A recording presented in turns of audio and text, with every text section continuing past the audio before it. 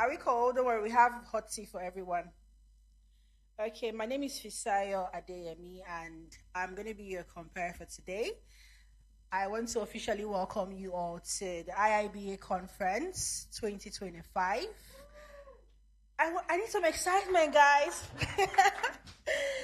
All right, so very quickly, I'm just going to just give us the ground rules, and then we would have a national anthem. Is that good? All right, so for housekeeping rules, I'll just appreciate if we could keep our phones on silent for now.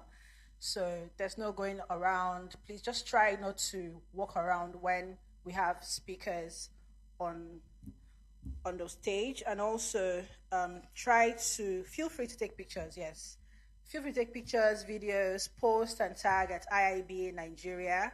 We are on Instagram, we are on LinkedIn, we are on Twitter, so please try to, let people know that you're having fun here. Also, for the bathroom, when you go out to the foyer for the female bathroom, just on your left, and then for the male bathroom, just further on your left, so you'd see the signs when you step out. All right, so we're going to be standing up right now to take the national anthem. Don't worry, I know that it's new, so a lot of us, don't worry, you won't show your mouth, so we'll display it on the screen. Okay, thank you. Nigeria,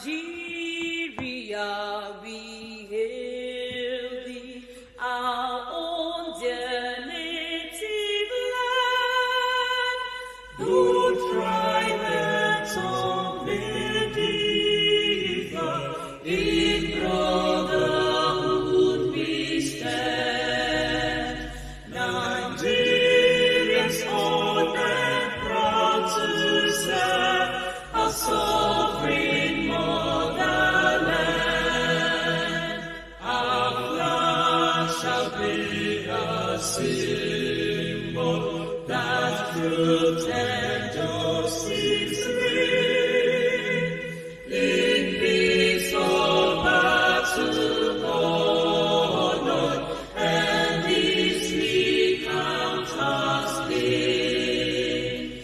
To hand unto our children a banner without stain. O God of all creation, grant this our one request. Help us to build our nation where no man is oppressed, and so with peace and plenty, Nigeria may be blessed.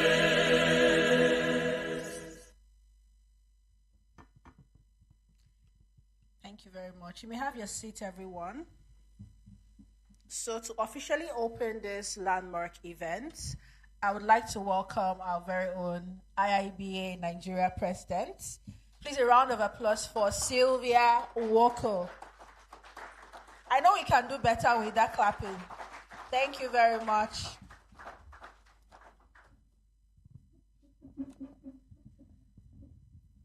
Thank you so much, everyone, for making our time from your busy schedules. Today is Friday. I know some of you might have had to take your day off to honor us with your presence, and we are so grateful for that. Thank you. Good morning, everyone. My name is Sylvia Nwoko, and I'd like to especially thank our Global President, Mr. Delvin Fletcher, for also being here, Mr. Koketso, and our guest speaker, Wale, for also being here. Thank you so much. I promise you you're all in for a fantastic time. This year's theme, From Insights to Trillions, the New Frontier of Business Analysis, is a bold reflection of where our profession is headed. As business analysts, we are no longer just problem solvers. We are growth enablers, strategic partners, and innovation architects. These are all insights you're all going to garner today. Today's conference is designed to inspire, challenge, and equip you all with tools and connections that you need to excel. From powerful keynote speech that we're going to have today, to skill-deepening breakout sessions with amazing insights. My prayer for you today is that every moment of today's event will add value to your professional journey. And so I appeal to you to be open-minded. Feel free to relax and enjoy the session. Thank you very much.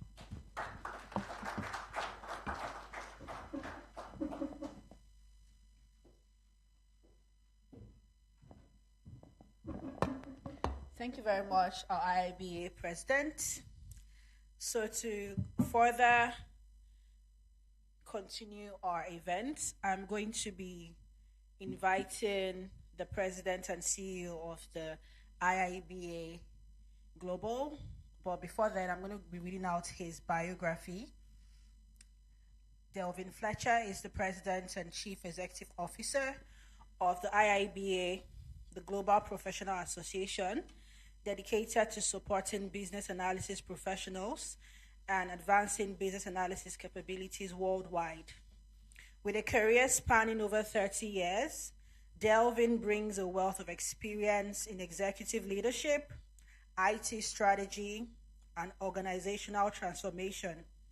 Before joining IIBA, he served in senior leadership roles across government, nonprofit, and corporate sectors, including as CIO of the Chartered Professional Accountants of Canada and Director of Information Systems at the Ontario Ministry of Attorney General. At IIBA, Delvin is focused on growing the global business analysis community, shaping future-ready professionals, and enabling better outcomes through analysis. Under his leadership, IIBA continues to expand its impact, credentials, and reach, fostering a more connected, capable, and innovative professional ecosystem. Delvin is known for his visionary leadership, collaborative approach, and deep commitment to professional development. Ladies and gentlemen, may we have a round of applause for Delvin Fletcher, all the way from Canada, our keynote speaker.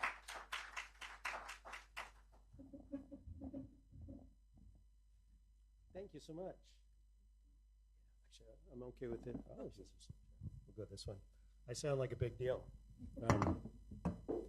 Work on this. Thank you. It's wonderful to be here in Lagos. I tried 2 years ago and it didn't work out. And thank you. I know there's a couple of people in the room here who have helped a lot over the last couple of weeks as I worked on the logistics and the visa for coming to Nigeria. I am excited to be here for a lot of reasons, but one of them is that Nigeria is one of the important list in the IIBA world, a top 10 country in the world. In fact, Nigeria, from a membership standpoint right now, sits at number 6. And it has yeah, absolutely.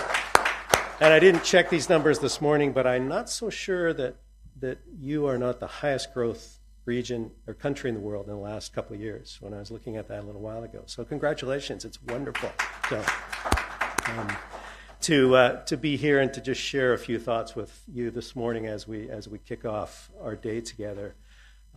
I'm really excited about some of the sessions that I'm seeing, maybe even more so than the one I'm going to share with you right now. But hopefully this can kind of set up a few ideas, and some of the speakers that are going to come a little bit later that have some really practical advice and some ideas from their experience to share with you. And I'd kind of echo what Sylvia said a minute ago, which is to be open to learn, to think, to reflect a little bit on your craft as business analysis practitioners. I had a boss once who gave me some really good advice about something like this. He said, when you go to an event like this, he goes, there's three things you're doing. He said, you kind of think there's only one. You're here to learn. You're here to absorb whatever the people leading sessions are telling you. And he said, that's true.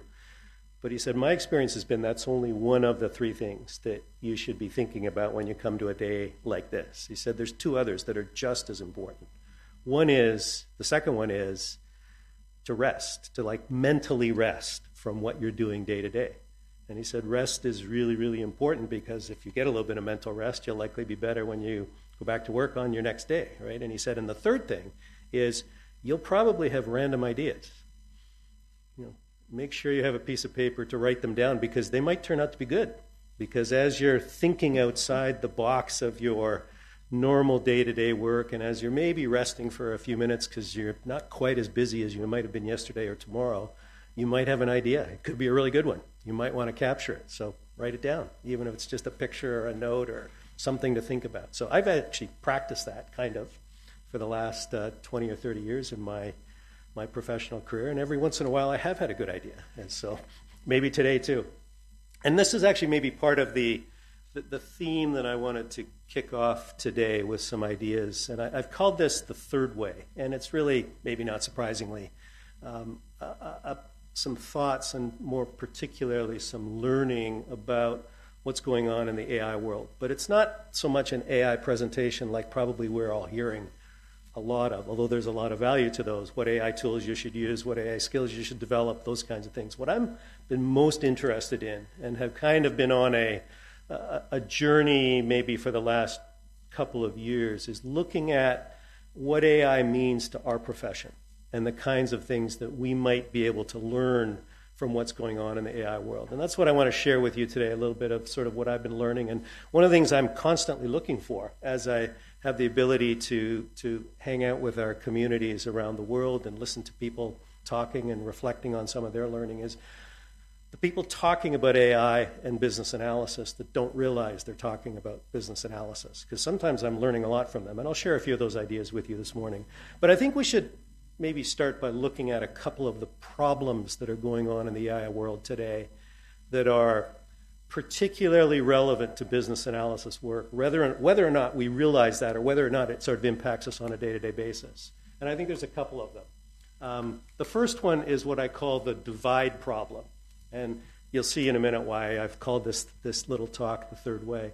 The divide problem is everywhere, and it's really people sitting on one end of the spectrum. And I've just grabbed two quick quotes that are actually from this year, interestingly, because we saw this a lot a couple of years ago. The one on the left is from a business writer at CNN who's very, very talented, named Alison Morrow, and she was talking about the launch of Apple's AI toolset inside the Apple technology ecosystem with kind of an interesting quote. And the writer on the right, Jurgen Appello, who's an incredibly brilliant writer based in the Netherlands, is sort of taking the opposite perspective. And I actually don't mean to disparage either of these writers, because I'm learning a lot from both of them as I look into some of their work. But what I want you to think about is the perspective is that it's either good or bad. It's either a threat or an opportunity. You're either immersed or you're a problem, right? And I think that's one of the challenges in a lot of the AI world, but it's also a particular challenge for our work, as I'll share with you in a minute. I think the second problem that we're dealing with is sort of a little connected to this one, is that everybody sort of has a passion on either side of this. And these are, by the way, direct quotes that I've heard from our community over the last 6 to 12 months.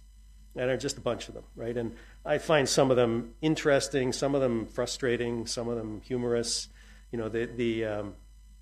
the two at the bottom, the two at the top, interestingly, I heard from two different people within the space of about a week last year. One of them said, doesn't change anything, right? And the other one said, it's an existential threat, right? And I think that also illustrates kind of where a lot of the dialogue is. And as I'll keep asking myself and us to think about in the context of this, I actually think both of these poles, these extremes, represent part of the problem that we can help navigate through as a community.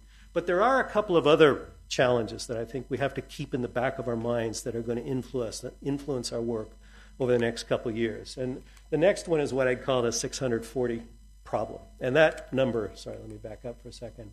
That number, by the way, is an estimate from one of the big venture capital firms in California called Sequoia Capital, which has funded a few things we all know and love, like Twitter and PayPal and other organizations like that over the past. And they talked in a blog a little while ago about the fact that from a different perspective, by the way, than ours, that right now there's about $600 billion a year being invested in AI development. It's a big number, right? If AI was a country, I think it would be in about 25th in the world. And that's, it's good in one sense because it's a massive investment. But it's bad in another sense because the revenue from that $600 billion is only about $40 billion a year right now, globally.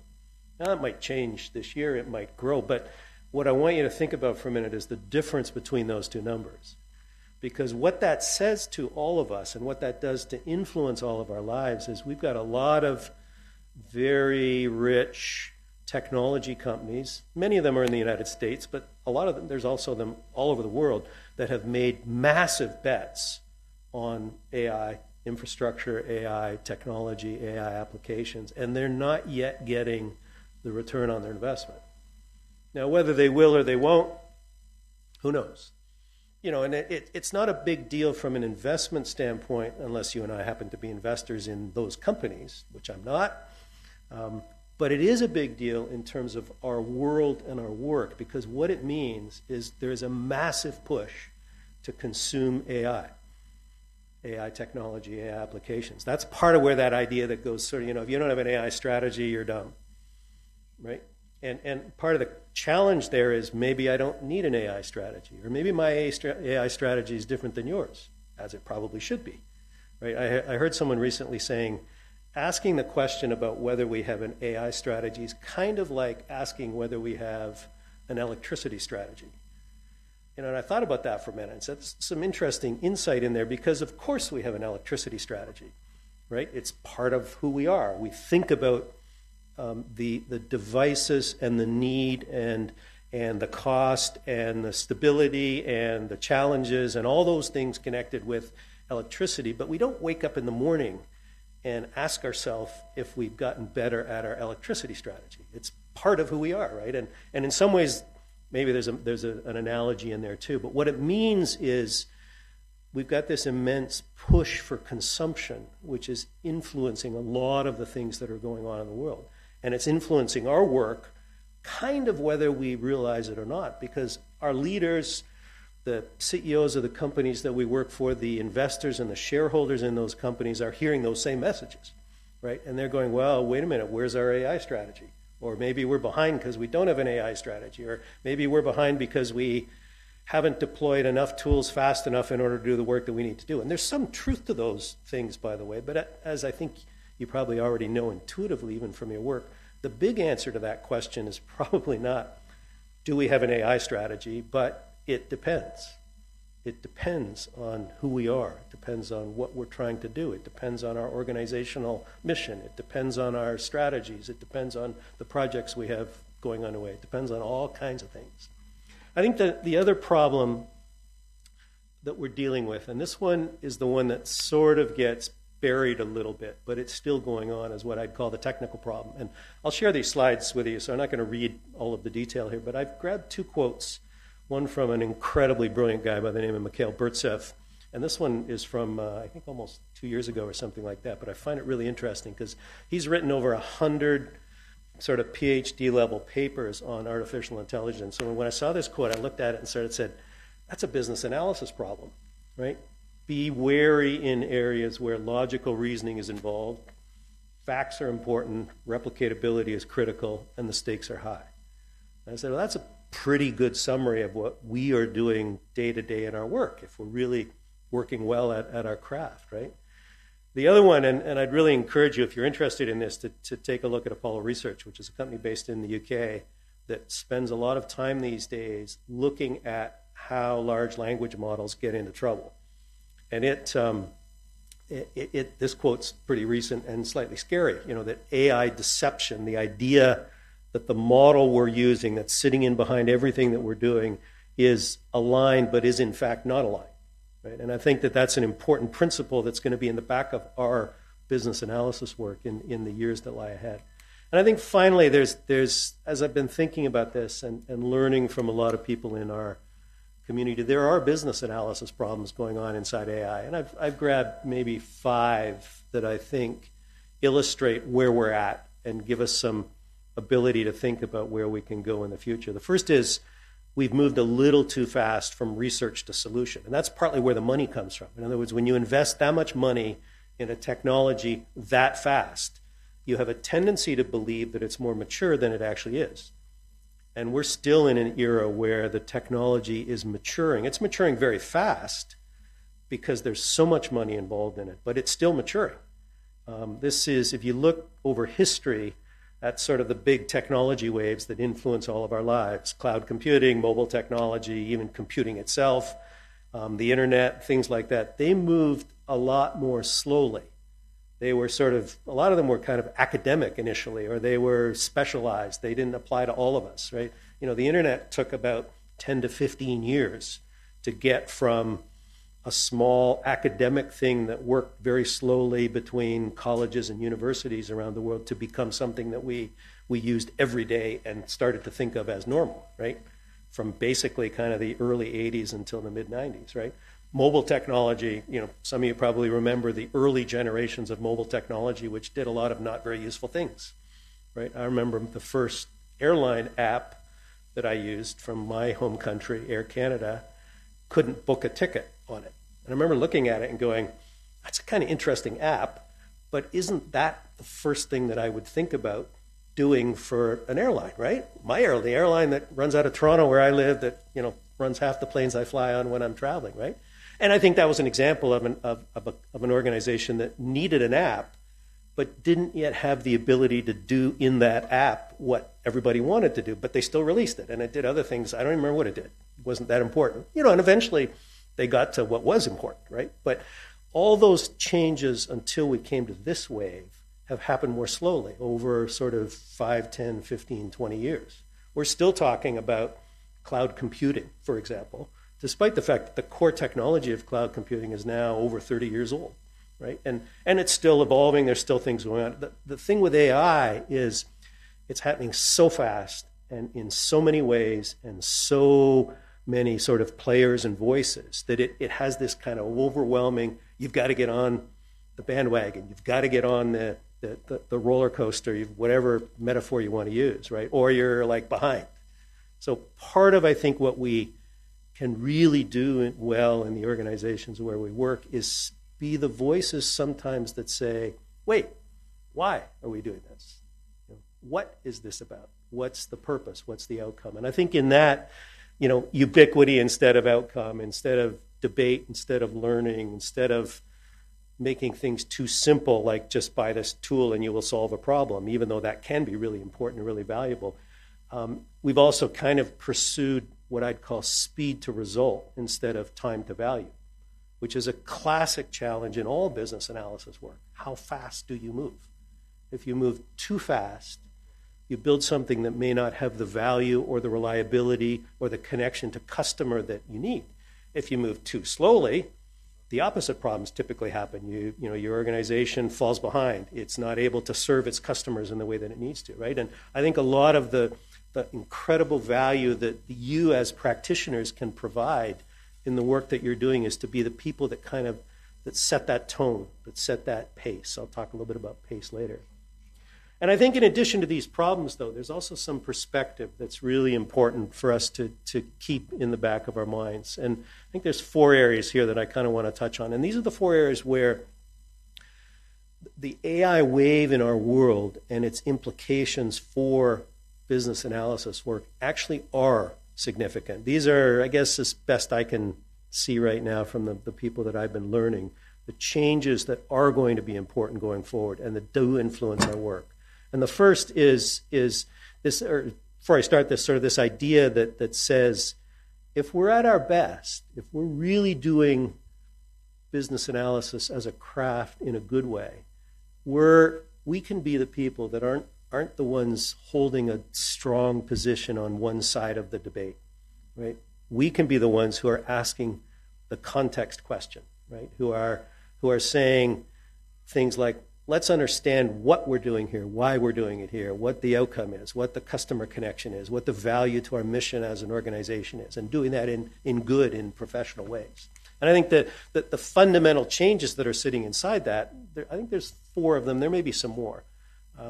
The first one is control, and I suspect you already know this. The big, probably technology difference between this wave and every other wave that's preceded it is this idea that AI tools at some point in time are going to take over thinking, which, depending on your point of view, is either exciting or really, really scary. I probably am both excited and terrified at some level. That's the big debate that goes on inside the AI research houses, inside the AI tools houses. At what point are we actually thinking? And there's lots of cynics who go, that's never going to happen. There's lots of people saying it's false thinking, it's sort of contrived. There's also people who say, no, there is something going on here. And this wave is probably fundamentally different from everything else. And these authors who were publishing in Harvard last year talked about, they went back a long time in history, talked about technological innovations like the wheel, the steam engine, right, and the personal computer, the one that most of us have some familiarity with, and talked about the fact that each of those major sort of changes in history and society and who we are as people all had a common thread, which is we were writing the script. We were doing the coding or the design or the engineering, right? And in the AI world, well, we're sort of there, but maybe we're not. That's the big debate. It's the big question that's floating on in the world right now. Will the AI tools take over our thinking? Will they replace our thinking? Will they be better than our thinking? And in where we sit right now, the answer to that question is we don't know. There's fans, there's skeptics, there's people scared, there's people who are saying, don't worry about it. I think those voices, I don't know when they're going to sort themselves out, when the next generation of work is going to provide a little bit more clarity. But I suspect for this decade at least, those are going to be really important questions. And the problem for us is not that we're in that, unless you're in AI research or in fundamental AI model work, it doesn't matter in one sense, but it does to all of us, because that's the backdrop to everything we're doing. It's the backdrop to how our companies are figuring out strategy. It's the backdrop to the technology that we are consuming. It's the backdrop inside our mobile devices, right? It's the backdrop inside of how we connect. So it'll be there whether we are paying attention to it or not. And I think part of it is kind of how are we going to respond to that? I think there's a couple of other changes. This one's interesting, and it comes from Mustafa Suleyman, who wrote a really interesting book called The Coming Wave a couple of years back. And he's one of the guys inside some of the core AI technologies. And he kind of called out omni-use with some examples. And he said in old technology, you could, if you were going to build a nuclear bomb, it's pretty apparent fairly soon what you're trying to do. In other words, you can't hide the development cycle. He said the problem with AI is you could be building something that can be used in all kinds of purposes. It could be a really good tool for gaming, or it could be a guidance system for a missile. Same underlying technology, might be the same chip, or it start out as the same chip. The biggest chip company in the world for AI data centers today, a company called NVIDIA, which you've probably heard of, until 4 years ago was known as a gaming company. Its technology had been built to optimize gaming, and it was brilliant at it. And then all of a sudden, some of its engineers realized that what it was doing in gaming was brilliantly applicable to data centers powering AI research. Right? And it's now crazy big, crazy wealthy, crazy expensive. And that takeoff, that was an example of omni-use that its engineers probably for a while didn't even realize. And we're going to see a lot of that, I think, coming on going forward. There's a couple of other ones, and this one I find fascinating because through all this conversation that's going on in the world right now, there's always data. And data, a lot of dimensions of data, a lot of characteristics of data, I think, are the skill inside our work that might be the most critical to understand. And I'll talk a little bit more about that. Data has always been around as an issue, right? Is it the right data? Do we have enough of it? Do we understand what the data is saying? Is the data that we are using to power our decision-making the right data, right? And those issues, I think, are going to be even more important in the years ahead than they are now. And I think all of us in one way or another are going to become a bit more of a data expert than maybe we realize. And I'll share a few thoughts on that in a minute, because if there's one skill that I think all of us can always be getting better at, it's the data foundation of our work. And I'll share a little bit about that as we end. I think there's one more change, and this one's kind of interesting to me. And I first heard about this in a book that IIBA had the privilege of publishing last year from two longtime practitioners in our space, Tim Coventry, who runs a little consultancy in Australia, and Angela Wick, who's runs a small consultancy in California. And they co-wrote a book called Future Proof that's a really interesting read on probably the first generation of serious thinking around how business analysis is going to be influenced by AI. One of the things that Tim told me when I was chatting with him about this book a while ago, he said, I think one of the most important changes that's going to happen, and probably already is happening in certain places, is that the critical path is changing. He said for 50 years, pretty much, the critical path in a lot of our work has been the life cycle of software development, what practitioners often call SDLC. He said, because regardless of what you were doing, how you coded and how long it took to code to the quality of outcome that you really wanted was sort of the gating factor on the start to finish of something you were trying to do, whether it was a new project or an initiative or an improvement. He said, think about a world where that's now changing. That, by the way, is what's going inside a lot of the medical research that's going on, why some things have been happening really, really fast, because medical research is benefiting from AI in really interesting ways, because you can essentially do testing scenarios way, way faster than you used to be able to. Some of the coding stuff going on in the world is doing the same thing right now. You can code scenarios 100 times or 1,000 times or 10,000 times faster than you used to be able to, right? And that's good in one sense, but it also raises some really interesting questions, right? How well is that code tested?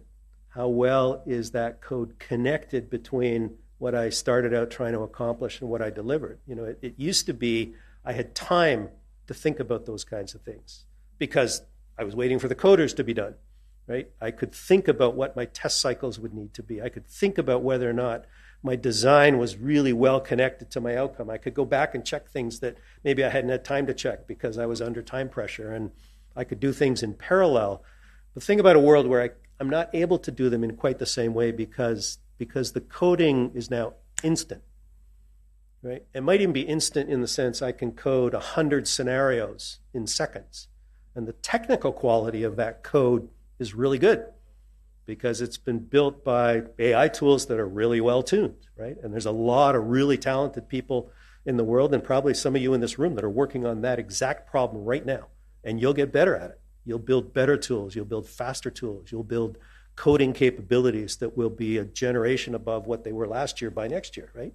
And there's a lot of really good value there. But what it means also is that there's this like continuousness thing that is going to build, I think, in our work. We were talking in some meetings yesterday about this idea of sort of continuous business analysis instead of business analysis as an event at the beginning of a project or the beginning of something we were doing for a customer, right? The idea that we would need to figure out ways to keep doing parts of the analysis along the way.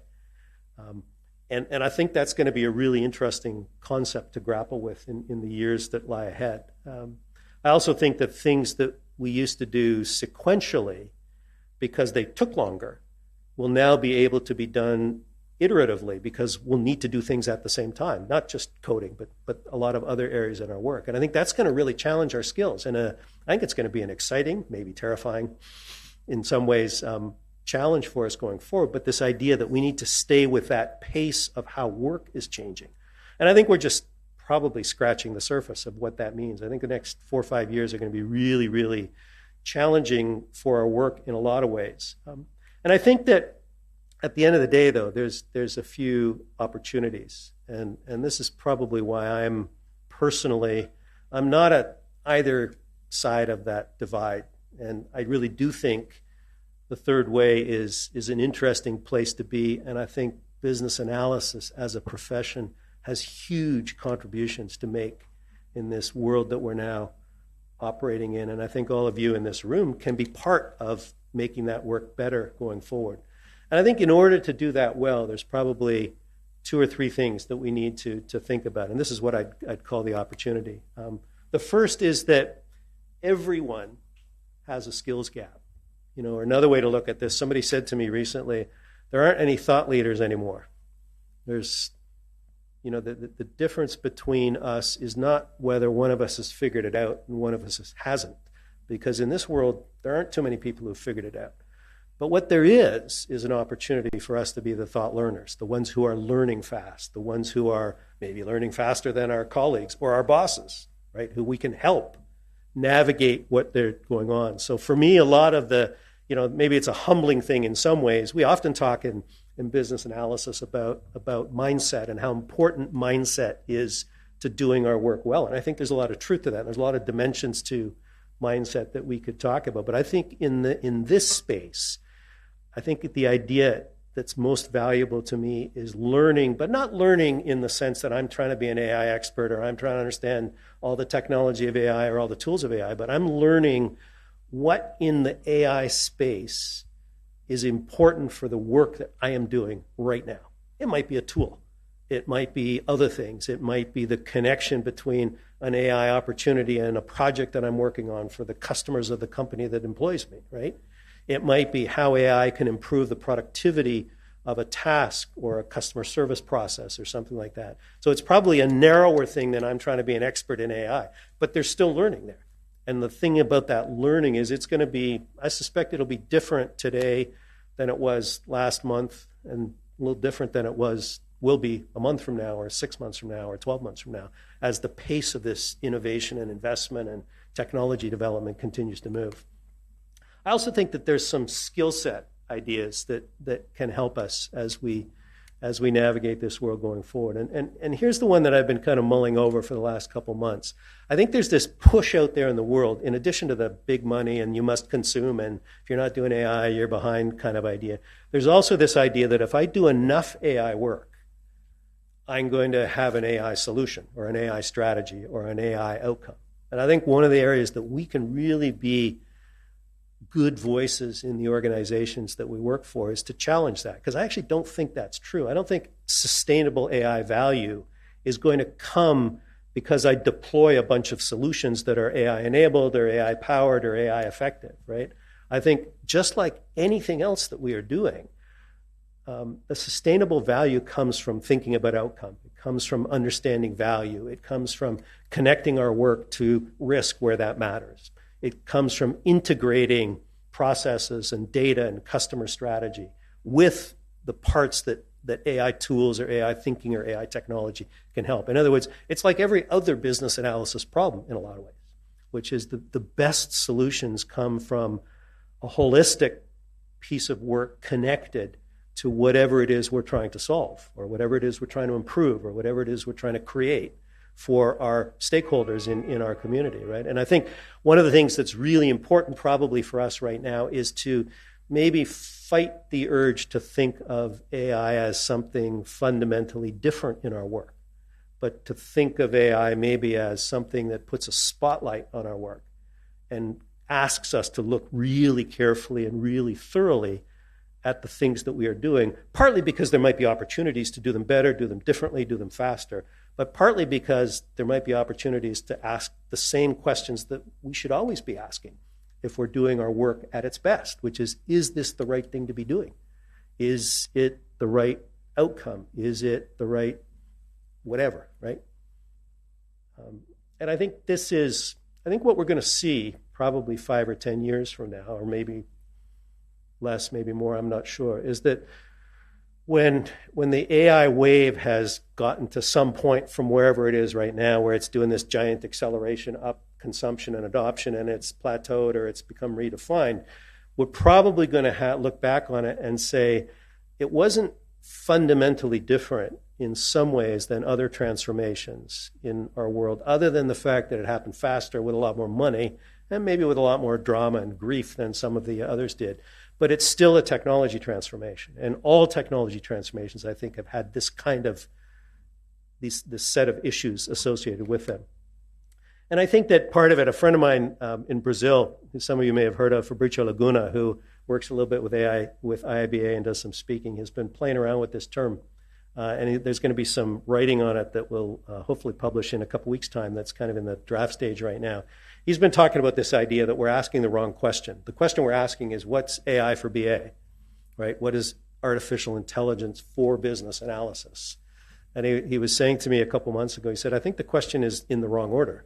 The question we should be asking is the BA for AI question. What is business analysis for artificial intelligence as an idea? How does that apply in your world? So I asked him to write a piece on that, which he's done, and we'll be publishing that soon, just to help us start to think a little bit differently about what the issues might be as we think about our profession and our space. And I think part of that means that over time, and I think some people are doing a good job of this now in some of the reading I've been doing, that thinking about AI not so much as your assistant, right, that's going to help you do better things more productively, although that's true. And depending on the work you're doing, there's a lot of real value in some of the AI assistant model. But going forward, probably it's AI more as your thought partner to help generate ideas, to help challenge you, to help do things in not in companionship, but probably more as a partner in the work that you are doing, which is an idea I've been experimenting with a little bit over the last couple months. And I think overall, there's probably 5 or 6 skills that, as best I can tell, are going to be the hallmark of our work in the years that lie ahead. And I've summarized them here kind of really quickly. And interestingly, the first 2 are all about data. I think that the skills of the third way, the first is what I'd call provenance. And it's understanding where something comes from. And it's one of the biggest changes that I think is already going on in some spaces, but it's going to continue to go on, which is you get an output from a tool and it looks good. It looks solid. It talks well. Maybe it's hallucinating, you don't know, because it hallucinates well. It hallucinates in really good English with great grammar and proper punctuation, right? Which is always tough to deal with because older generations of hallucination were easy to figure out because they didn't do those things well. But what it means is, in our work, I think we've got to become the experts at where that came from.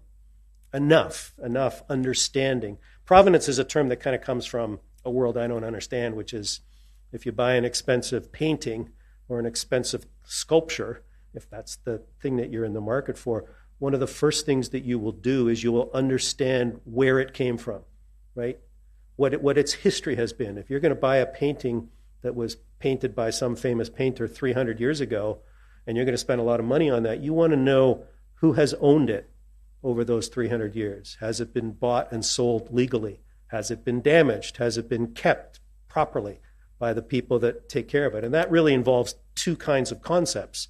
One is sort of where it came from, and the second is what the path is. How did it get to this auction house today? In our world, I think that's a lot of the tools, whether it's ChatGPT or Copilot or Claude or Perplexity or whatever the core tools are that are weaving their way into our day, and we're asking a question or we're trying to develop something or we're trying to analyze something. Where did that come from? And is the source of that information reliable enough? Is it sound enough? Does it have enough integrity in it that we can then take the output of that, put it into our project plan, put it into our output, put it into the conversation we're about to have with our boss about what goes next, right? And I think the more we can develop those kinds of skills inside our work, not to become technical experts, but to become usability experts maybe, or usability to be skilled at saying, when I use ChatGPT to do this, here's where it does it well, and here's where I have problems with what it's doing. Why do I have problems? Maybe because the data doesn't seem to make sense. Or when I feed something in, how do I know that what I'm getting out has value at the level that it needs to for whatever it is I'm trying to do? I think the third thing is kind of connected to this too, which is we're now in a world where the foundations of all of the tools that we're using, including things that go inside our mobile phones, the things that go inside our browsers, all have ethical questions. Some of those ethical questions are probably not areas that we can work in because it's beyond our control and it's probably already built into it. Some of it we can. It depends on our work and our context. Every major large language model and transformational tool like ChatGPT has legitimate ethical questions about the sources of the data that it has used, whether they are ethical, whether they are legal, whether they reflected properly the copyright or the ownership rights of the people inside them. There's a lot of legal cases floating around various courts in the world that'll probably work on some of that, but it may take years. And it's also, and I say this with great respect for my American neighbors where I live in Canada, it's not going to come from the United States where a lot of the technology comes from, because in the United States, the legal environment is not oriented towards navigating these things well and thoroughly. In all likelihood, it'll be the European Union or certain other countries that have a bigger passion for data quality, data integrity, privacy rights, and things like that will be the guidance on some of the things. But I think the bigger challenge for us is it's not going to happen fast. And in some cases, it's already gone. It's already done. OpenAI, which is the company behind ChatGPT, essentially scraped 6 or 7 years of the entire internet to build the first generation of ChatGPT. Whether or not they had the legal right to do much of what they did is a big debated question. It also, in a way, doesn't matter because it's done. And we're all using that data today inside our worlds, whether or not we even see it, right? It's inside everything that we're doing right now, right? And I think that the small version of those challenges is going to influence our work going forward. And I want us, if we're doing our best work, to figure out what that means to our context, to our project, to the customer service initiative that we're working on, to the agent that we're building or the bot that we're building, or part of the requirements on analyzing that to make sure it's doing something valuable. Because in some way, those kinds of issues are going to affect it. And I think our challenge is not to solve for that big problem. That's Sam Altman, the CEO of OpenAI's problem, right? But what we can solve for is where that problem hits our work, where it intersects our work, where we have some influence over different choices that we can make. I think there's a couple of others, and I talked a little bit about this one. I think business analysis, oftentimes when it's at its best, it's kind of like the slow down profession. Maybe not always well. It's like, wait a minute, do we know what those needs really are? Wait a minute, do we actually have the stakeholder engagement that we think? Wait a minute, do we actually have the software design spec that is solid enough that we can go and build? A lot of our work, if you think about it, is trying to slow down certain other voices in our organizations. They're kind of going faster, right? And in an AI world, that faster just got way faster, because now I don't have to wait for certain things. I can just snap my fingers or hit my keyboard and I can get something done, right? And I think what I'd call pace might be one of the most important skills that we can really develop, which is when to go fast, when to go slow. When we have enough information to move forward quickly, when we don't have enough information and we need to kind of almost have the courage to put our hand up and kind of go, wait. I'm not sure that what we're about to do solves the problem that we thought we were solving yesterday. And I think business analysis at its core is a courage skill, right? It's the ability to sort of read the situation, to size up what's going on and go, yeah, we're good. Let's keep going. Or no, we're not good. Right? I think we need to talk to this stakeholder a little bit more. I think we need to look at this example a little bit more, whatever that is. And I think some of the sessions that you're going to be involved in today will really help you build some of those skills to sort of be sharper at doing that well. And I think that's what our bosses actually value in the work that we're doing, the people who understand our business, who know how to help us set the pace of the work that's going on. I think there's two other things that are what I'd call the skills of the third way. And this one, by the way, is not new. It's one of the essential skills of all good work in business analysis, which is context, right? What is important? How do I know that what I'm working on fits what we need to do? Let's not make a project success be the goal. Let's make customer value be the goal. Let's make an outcome be the goal. All those kind of context things that are all through the profession, all through our bodies of knowledge and certification. And you're going to be hearing about context probably in one way or another in every session that goes on today. I think context in an AI world is a really valuable skill that will help all of us going forward.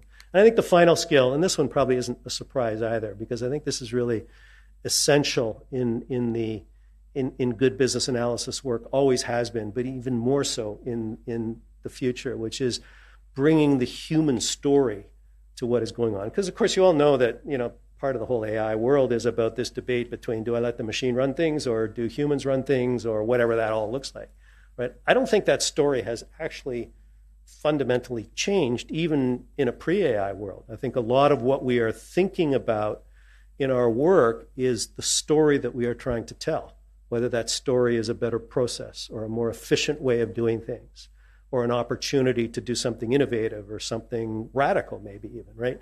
And I think in this world that we're now in, that ability to be present in the room in the work that I'm doing also will be really immensely valuable. So I think that, probably by next year there might be a new list. But what I find interesting about this list is there's nothing in a way that's new here.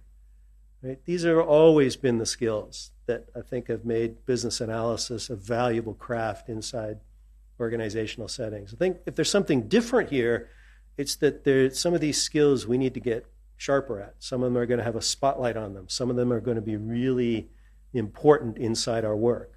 And the better we can be at kind of honing our craft, honing our ability to work, building a little bit more courage to put our hand up when we think the situation warrants it, the better we will be positioned to adapt to the world that lies ahead of us. Let me finish with one final quote, which I find interesting, probably not so much because of the quote, but more because of the person who said it. Because you hear this quote from a lot of people, but Edmundo Ortega works for an AI engineering firm. In fact, probably one of the smartest people I've ever heard in my life.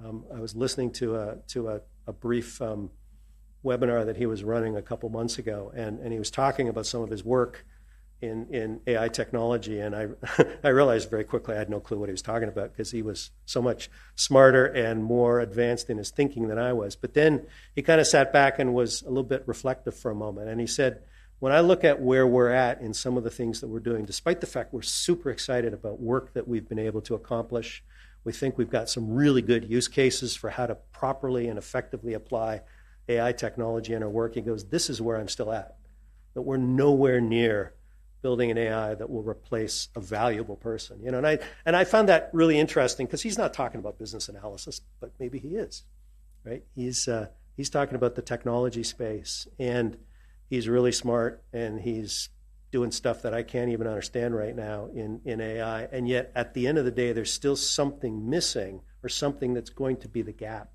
for the work that we're doing. And I think that's, to me, really encouraging. And I want it to hopefully be encouraging to you as well, that your work can be part of that value in the world that lies ahead of us. So with that, thank you very much. It's been wonderful to be here.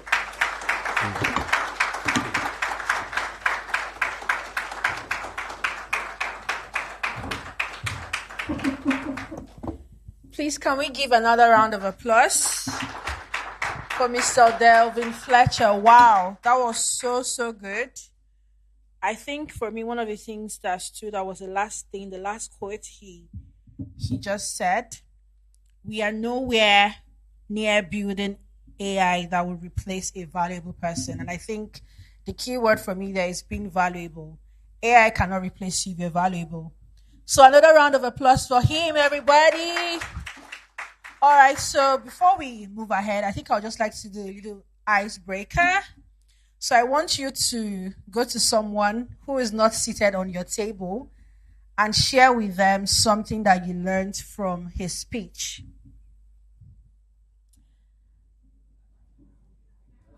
Right now.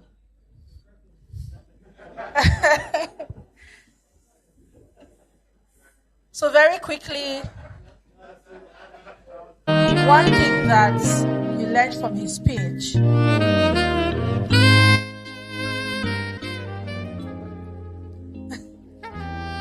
Everyone, some people are still seated. Move your body.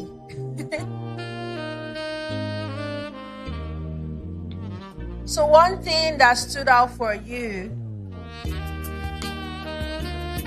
We have 2 more minutes to go.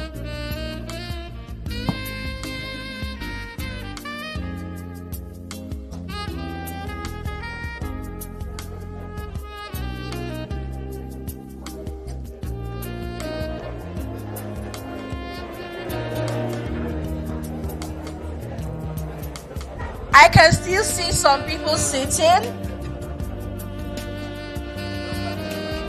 All right. Thank you very much, everyone. Can we come back to our seats?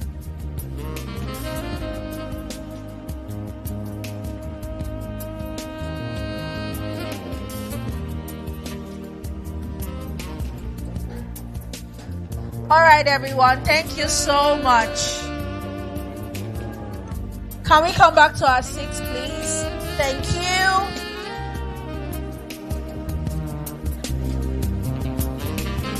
It seems like we want to get the conversation going.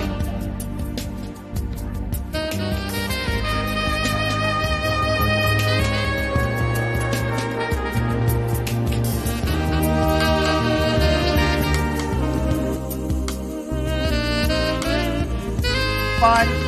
It seems like we're enjoying the conversation already. So we can take our contacts and then continue the conversation. You can share your contacts with whoever you are speaking with and continue the conversation later. All right, so I just need 2 people to come up very quickly to share what someone shared with them. Not what you shared with someone, but something somebody shared with you that stood out for you. So I just need 2 people very quickly. 2 people. Okay, I can see a hand. Please, can you come out, young lady? Please, a round of applause for her. So you tell us your name and then what someone shared with you. All right. I can stay here, right? Yeah. Good morning, everyone. I'm Erore Akpoterai. I hope that sticks. I had a conversation with Abidemi, just over there. And what he shared with me is the fact that AI has now made his job easy. Before now, to prepare a BRD would take, weeks.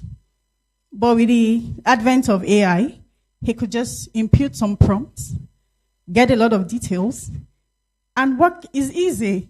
So he looks like a star in front of his stakeholders. That's the way he said it. Yeah. Thank you very much. He looks like a star in front of his stakeholders. Oh, we have somebody else. All right. Thank you. What's your name and tell us what somebody shared with you? Okay. Good morning, everyone. I'm Fechi from Baraki. I'm not going to be sharing what someone shared with me. I'm going to be saying what I learned from Delvin's speech. Okay, so he said something. He said, be wary of AI in places where logical reasoning is needed. And that thing stuck with me because I saw a video online the other day, and the video said AI can replace humans' intelligence, like with how smart it is and everything, but it is not human. It does not have the emotions. So, like, the way everything is going, everybody's like AI, AI, AI. But no matter how smart AI tends to be in the future, it is not human. It can't think. No matter how you program your learning, your LLMs and everything, it can't think the way humans think, because humans have this emotion and this logicality in everything that we do. Thank you. Thank you. That's really lovely. I also think that as humans, we can be very unpredictable. So I don't think AI can be predictable, but sometimes you expect people to behave a certain way and then they shock you. So I don't think AI can do that. All right. Thank you, everyone, for participating. So for the people who spoke to someone, I think that it would be great to take their contacts, reach out to them, and let's get the community going, the conversation. And I'm sure that we're going to make friends and lifelong learners. All right, so we have a speaker in the house, Mr. Wale Onawumi. Did I get that right? Okay, so I'm just going to read his biography before we call him up. Mr. Wale is the co-founder and chief technology officer at Zone, where he oversees product architecture, research and development, technology, strategy, cloud infrastructure, cybersecurity, and cognitive computing. With over 15 years of experience in designing and implementing enterprise software, Wale has built an impressive career leveraging cutting-edge technologies such as blockchain, serverless computing, distributed systems, embedded applications, machine learning, and rapid application development frameworks. His expertise lies in creating innovative solutions that bridge emerging technologies with real-world applications.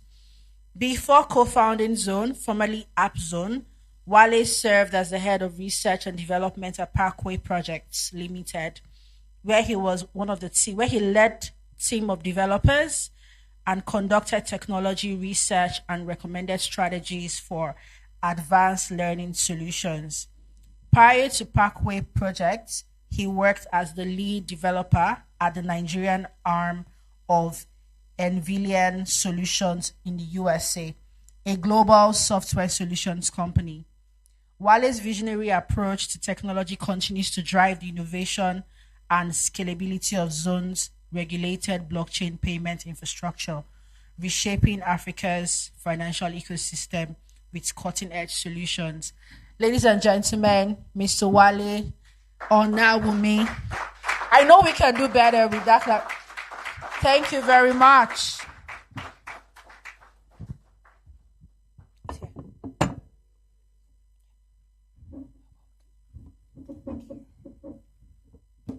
Yeah, good morning, everyone. Yes. Okay. Can I have the slide up? So, it's an honor to be here. I'm quite excited. I particularly enjoyed the last speaker's session and quite enlightening. So I've been building, my career is almost 2 decades now, building solutions on the continent's rails for payment. I first started as a solution provider for banks, and then I evolved that to being a platform provider for the industry, right?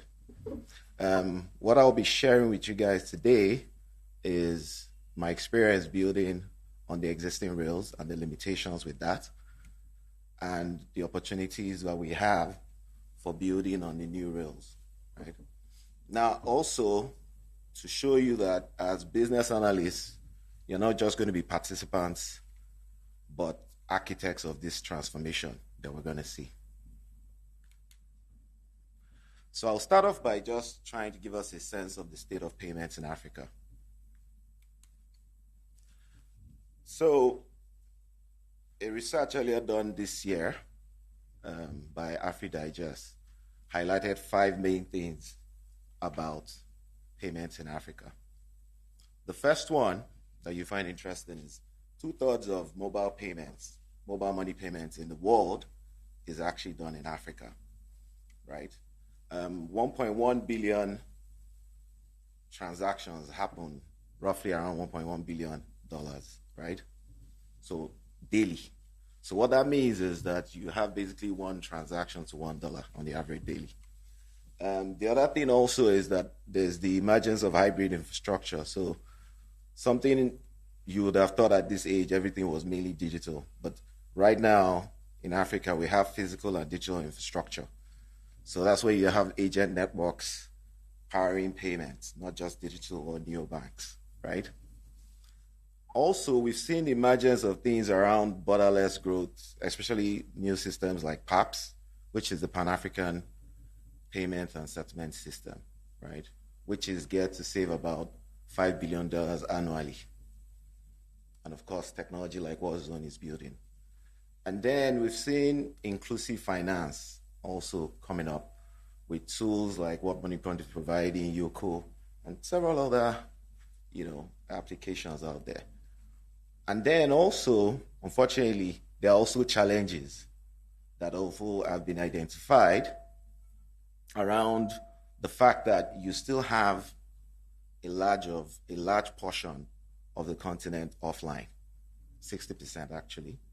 And then there's still the regulatory fragmentation that exists around not having consistent regulation around how technology works. This is what the landscape is like.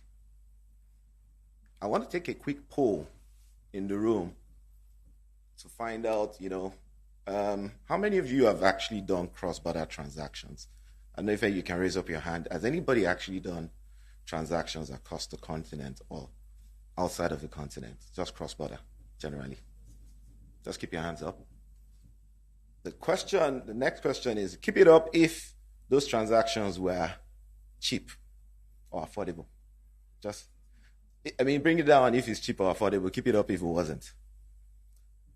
Okay, good. Now, have you ever experienced it being delayed? Was it fast? If it was fast, bring it down. If it wasn't, keep it up. Okay, so most of you have fast transactions. I don't think so. It takes a while. Then have you ever experienced failures like it never even went? Okay. Right? And the thing there is this. These three things I mentioned. Is either it's expensive or it's slow or it's just not reliable sometimes. And that's really like a summary of the challenges we have as a continent when it comes to payments. And this is what I call fragmentation, right? Fragmentation is the fact that there's just a lot of siloed systems existing on the continent. The nature of the silo systems make it such that we have a bunch of challenges. The slide is well populated, but I'll just highlight a couple of things. Of course, we know Africa is a big continent. We have 54 countries. We have 40 plus currencies. We have 200 plus payment service providers, right? Most transactions usually have more than one intermediary, 3 to 7 sometimes. Average transaction costs roughly between 8 to 12% of your transactional value. Settlement times, so value actually reaching the destination, maybe 3 to 7 business days. Failed transactions, we're talking about between 18 to 25%. So if you just want to think of that stat, that means 1 in every 4 transactions will likely fail, right? And then on top of that, we're talking about annual reconciliation costs of about 2.3 billion. And these are just, this is a fact. Things are expensive. The cost of doing a transaction is expensive. The time it takes is quite a while, and the failure rate is high. And then what is the impact on actual businesses? We're talking about enterprises, small, medium enterprises just don't even try to bother doing cross-border transactions, right? The other thing is for industries or opportunities like e-commerce, they're just not even scaling the way they should. And the same thing with financial inclusion. It's just not happening the way it should or move as fast as it can because of these challenges. And the questions I get sometimes, people ask me is, why don't you just change the existing systems? Again, the thing about legacy is there's a lot of investment that has gone into legacy. So usually transforming that or moving from that is always a challenge. There's also just the traditional thing of, if it's still working, then why do we need to fix it, right? And then in some circumstances, we still have challenges around, and a lot in Africa is around just the regulation being fragmented, right? So we're not aligned or harmonized on what the regulation is. And of course, there's technical debt. So in a nutshell, this just describes a continent of fragmentation, right? And by very nature leads to these 3 things I've mentioned: high costs, delays, and failures. Now, what if I told you that fundamentally all these things are just as a result of one single thing, which is the lack of direct trust? The reality is that African payment infrastructure relies on a complex web of trust intermediaries. Okay? And those trust intermediaries have to stand in the middle to guarantee payments. That's actually what happens.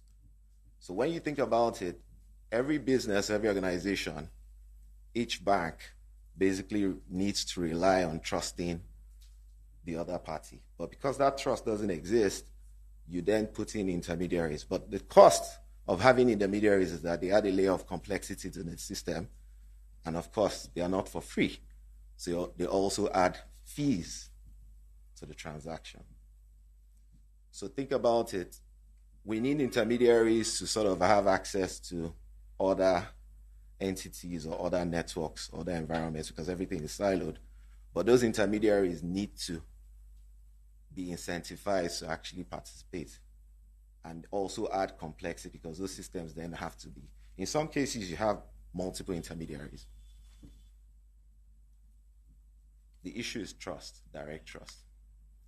Now, the question then is, and I will put it to everyone in this room, is how do you build trust between systems that don't trust each other? Right? Because the fundamental challenge is trust.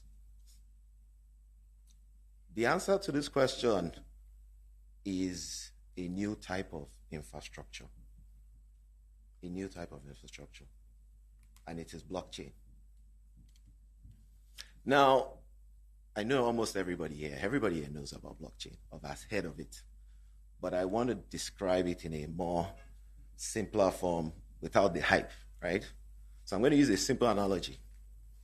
So imagine that the blockchain, think of it as a shared, unchangeable digital notebook. So this is a physical notebook, but I'll use it as an example, right? It's decentralized means that this book, we all have an exact copy of this book, just like how we do in this room right now. Imagine that we all have the same exact copy of this book, right? It doesn't belong to any one person.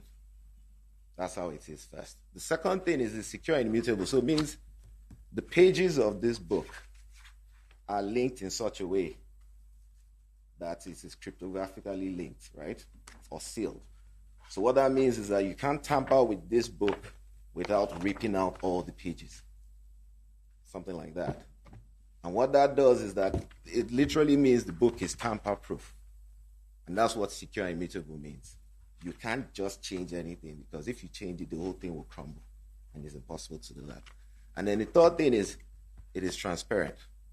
Meaning, we all have access to what is in this book. Everything written in this book, everybody has access to it at the same time. Right? And this is basically, and it presents a shared source of truth. And this is basically the premise of blockchain. Blockchain is how we are able to create trust where there is no trust. In fact, when we talk about the waves, like he mentioned, one of the pillars of the fourth industrial revolution is blockchain. It's very transformative because until now, we haven't been able to automate trust. Trust has always been a challenge. Anytime you needed trust in any system or amongst different entities, you would have had to introduce an intermediary. But then with blockchain, that doesn't need to happen because two entities can actually rely on each other, but just with the blockchain automating the trust. And what we've seen is when you apply blockchain to payments, there's a transformative effect. I can tell you for free that blockchain is applicable to a lot of other areas. I'm just going to talk about payments because that will take another whole session, right? But for payments, when you apply blockchain, a couple of things happen pretty quickly, right?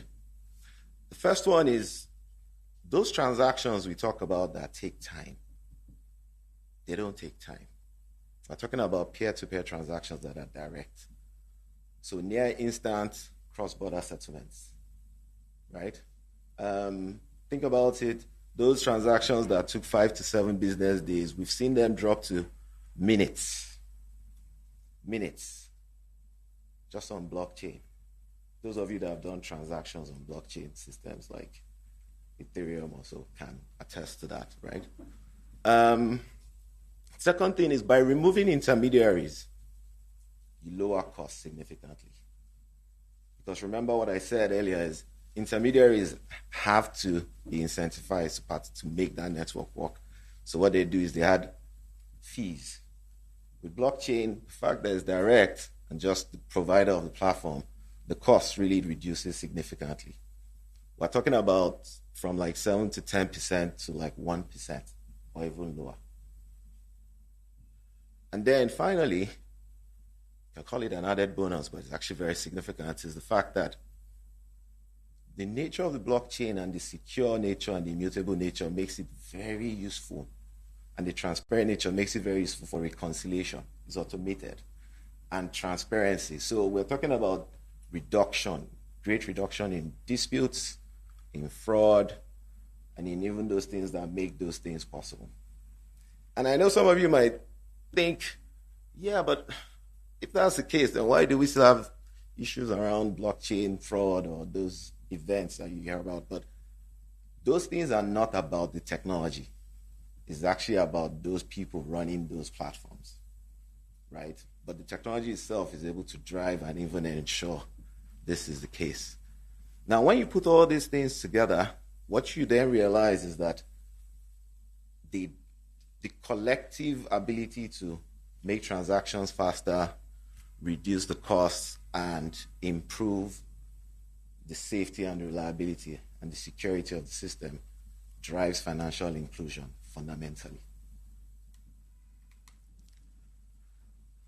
Now, with new frontiers, of course, usually introduces new challenges. What we found is blockchain solved the need for an intermediary. That was pretty straightforward. Except that, you see, in payments, in finance is pretty regulated industry. And the initial implementations of blockchain sort of created new problems. And those new problems were on two sides, two extremes. Public chains and private chains. So I'll talk a little bit about public chains. So public chains like the Bitcoins, the Ethereums, the Solanas, they're pretty much there.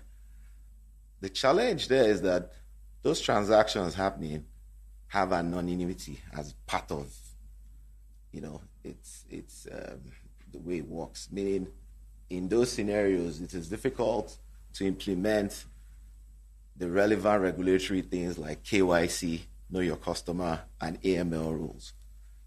Problem with that is that brings up a regulatory uncertainty that central banks are just not comfortable with, right? There's just no way to know who is doing what. And for that reason, that poses a big challenge from a mass adoption point of view, from a regulatory angle.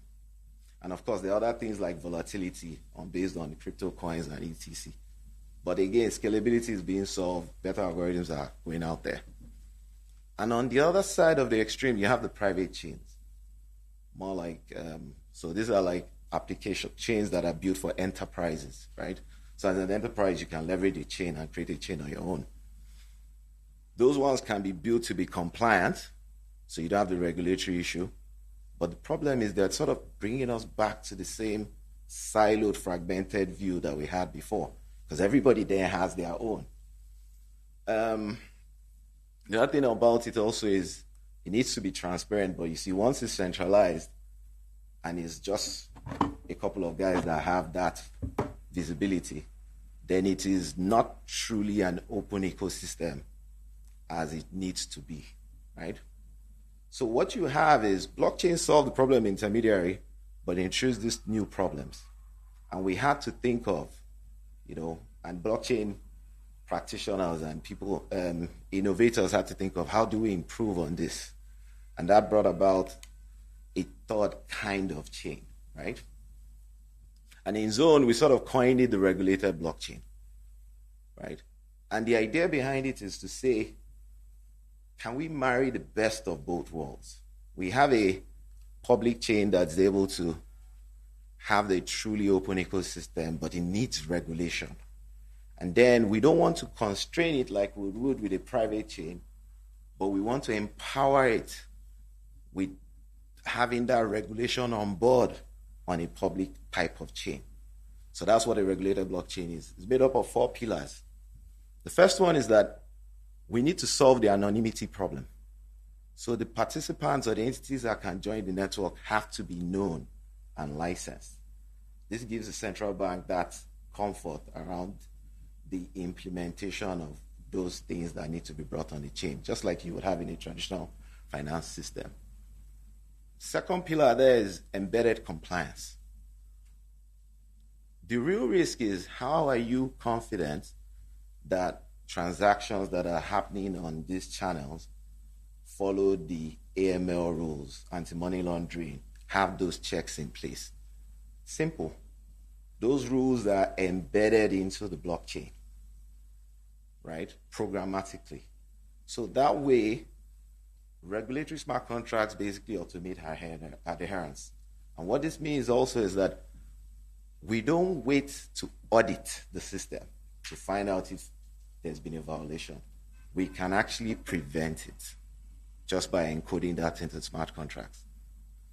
Third thing is transparent governance.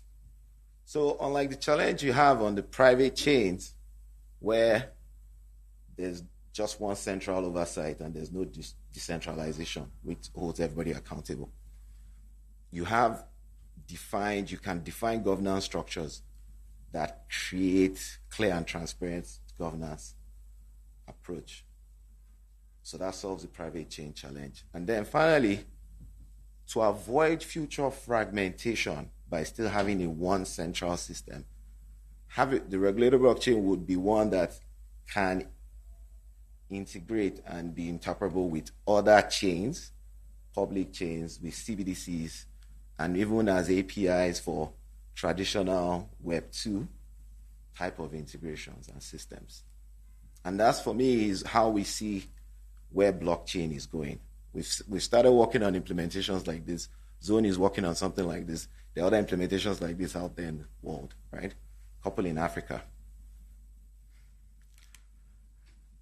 Now, diving into what the role of a business analyst is in a world where the rails are powered by blockchain, right?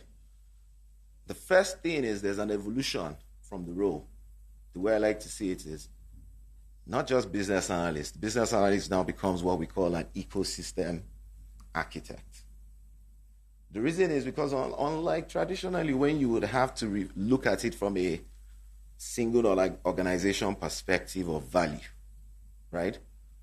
You have to think of the value from a network point of view. So you are thinking, how do I architect cooperation across organization? How do I think of value across organizations? How do I think of governance? 4 main things. Clearly, ecosystem governance. So we're talking about how do you facilitate onboarding of participants onto the network? Because that's where the value is. The more participants on the network, there's more value. How do you handle change management? When we talk about change management on blockchain, we usually talk about a couple of things like the smart contracts changing, right? How does that happen? The rules that govern the network, how does that change happen? What kind of approvals need to be put in place to make sure there's equity and accountability amongst the parties doing it? Second thing there is what you can call a value flow analysis that has to be done. Because in the end, the participants have to be incentivized. Like any system you build, you have to incentivize participants to keep the system running. In blockchain, if you guys read blockchain white papers and co, there's a thing called tokenomics. It's always about how is the value applicable, how do participants in the network have value and sustain, how do you sustain the network with that value? The third thing there is trust by design, and I think it's very applicable to us business analysts because this is where we have to think around building protocols, consensus rules, visibilities. These are things that will go into the network, has to be encoded from the start. And I'll talk a little bit about that on the next slide. And then finally, never neglecting the fact that blockchain can be complex. Even just some of these terms I'm saying, it's not, it can be very technical. But we still have to make it seamless and usable or achievable, workable with the end users and the clients. So I want to jump right into how do we achieve, and this is now talking about trust by design. How do we look at achieving a trust by design mindset? There's this checklist I think can be very helpful, and it's just a bunch of questions and things you have to consider to incorporate trust into your flow, right? So again, in a blockchain world, business analysts have to code trust rules so that they are enforceable and testable. That is always at the beginning. So you're not assuming that you're just going to set up a process. Some people are just going to get like processes where humans tend to do it. No, those things are going to be encoded onto the blockchain, right? A couple of them. The first one is consensus rules. So consensus is really about, on the blockchain, talking about, we've talked about the example where everybody has a book, right? I'm talking about when you're going to make a change to the blockchain, how many of us in this room have to agree to that? Who has to agree to it? How many of us have to agree to it? Because in the blockchain, it is now an ecosystem. It's a network. So changes are not isolated. Things that happen on the network are not isolated. People have to agree. So as a business analyst, you have to consider who needs to sign or approve changes or transactions, as we call it. How many people are required for those transactions to succeed? What this helps you with, fundamentally, is what blockchain platform should you actually use, right? Because again, blockchain is the technology, but there are many platforms that have been built. So first of all, consensus. The second one is the logic has to be programmed onto the blockchain. And one of the most important things that I always think of is, as BAs, we need to take the rules and create rule books. Basically, if, then, else, conditions and paths, right? But in order to actually make sure, one of the things you need to check out for is exception handling. Because in the end, the devil is in the details. You need to map out exception paths and handle those exceptions. The reason why this is also important is on the blockchain, once you have something on the blockchain, it is immutable. Remember one of the characteristics, immutable. So if you're going to build something and you drop it on the blockchain, it's going to remain there forever, right? That's just a scary bit. So in that sense, when you analyze it, you have to think of exception handling. What should happen if this is the case? What should happen if, and map that out. The other thing you then have to consider is data privacy. So as the blockchain is decentralized, the data is with everybody. It is transparent, so everybody can see it. That brings up the concern. You have to think of what data am I going to put on the blockchain that is okay for everyone to see. As a business analyst, you can't just put everything on the blockchain, or else you're not considering that.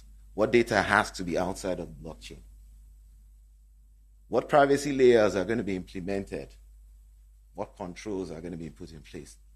And then finally, there's also the auditability and governance bit to it, which is when I'm doing upgrades, because in the end, even though the blockchain is a network, you still have those smart contracts, the logic running on it, and they will probably need modifications.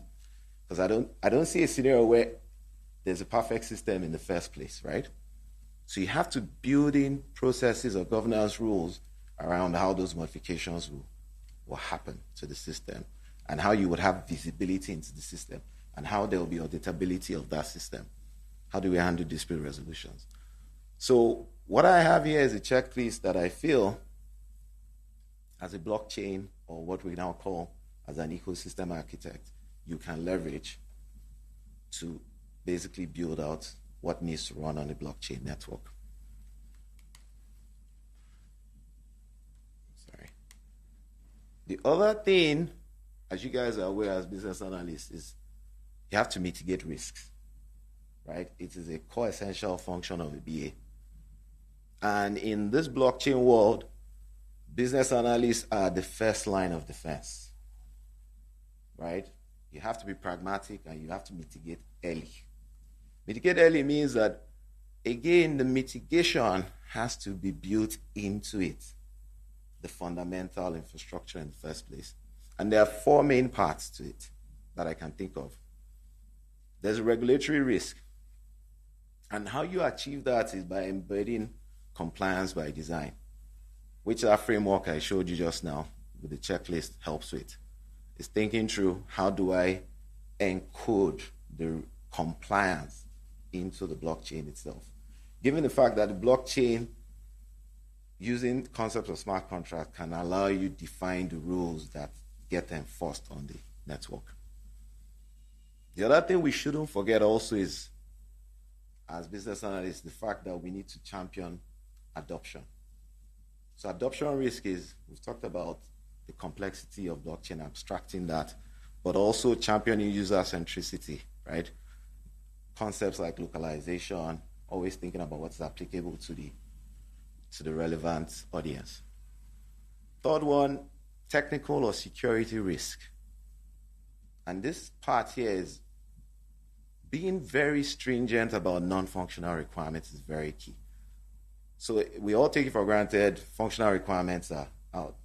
You definitely need those because that's how it works. But non-functional requirements in particular, because security is very essential on a network like this, performance, scalability, and also carrying out structured risk reviews, audits, security-wise, right? Because a whole lot is now relying on the fact that the blockchain is doing that automation, right? And then finally, infrastructure risk. Coming to terms with the fact that, for example, when I talked about Africa, the highlights, 60% offline. So you have to consider that when you're building out your technology platforms, the fact that you have to think offline first. You have to think of low bandwidth requirements of those transaction participants and co. And these are the things to consider when you think of, risk in a blockchain environment. Now, the idea is this.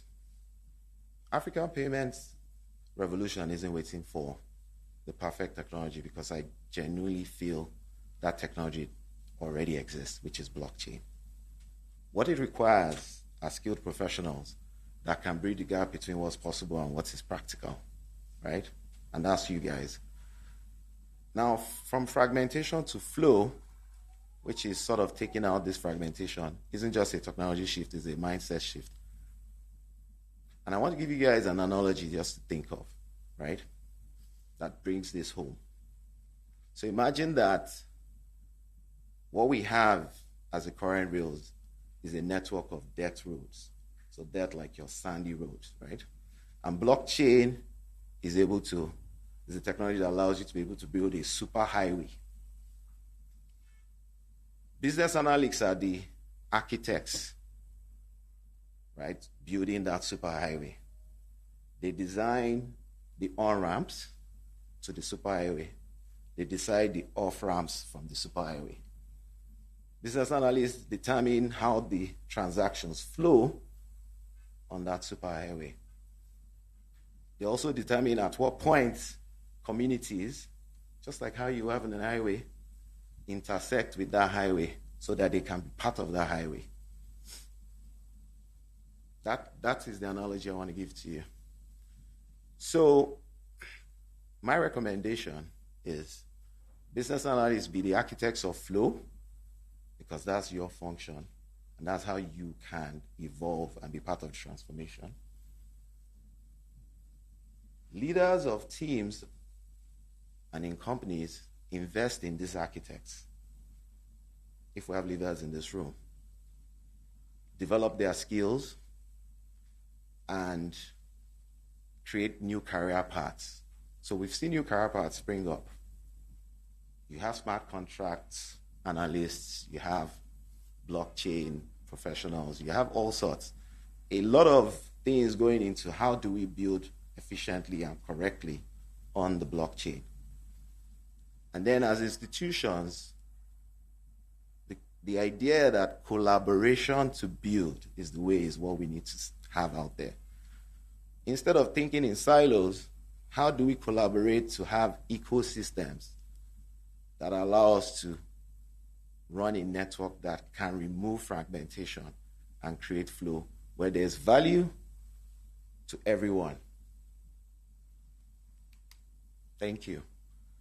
What I have also here, just to wrap up, is for those of you who are interested in additional context or info about some of the things we talked about, we have a regulated blockchain white paper, and this is a QR code you can scan. Thank you very much for listening.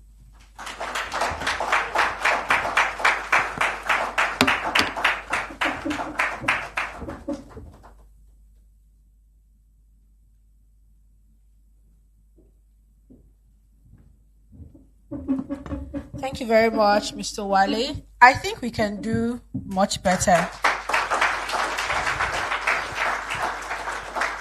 And I can understand that maybe some of the things that he has mentioned might be new to some of us. So I think that we should actually scan that white paper. So can we have that back up so that we could go look at it in our spare time? I think it was a really beautiful presentation, and there's so much to learn. Personally, I'm very fascinated by blockchain technology, and I'm just glad that I'm able to learn and also go back and read some more on it. Okay, so before we go on our tea break, we're going to have a picture session. So I'm going to be calling out the order for the pictures, and then we're going to be having a breakout session when we are back. Okay, so very quickly, I want all the speakers to please come forward. Panelists, speakers, to please come forward for a picture session. Where's our photographer? Okay, he's here. All right. And then the board members, all board members as well.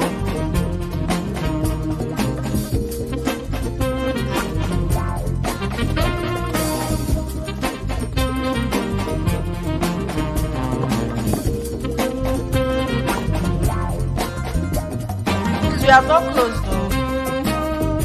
Just because we are taking pictures, we have not closed, so please just be aware of that. Alright.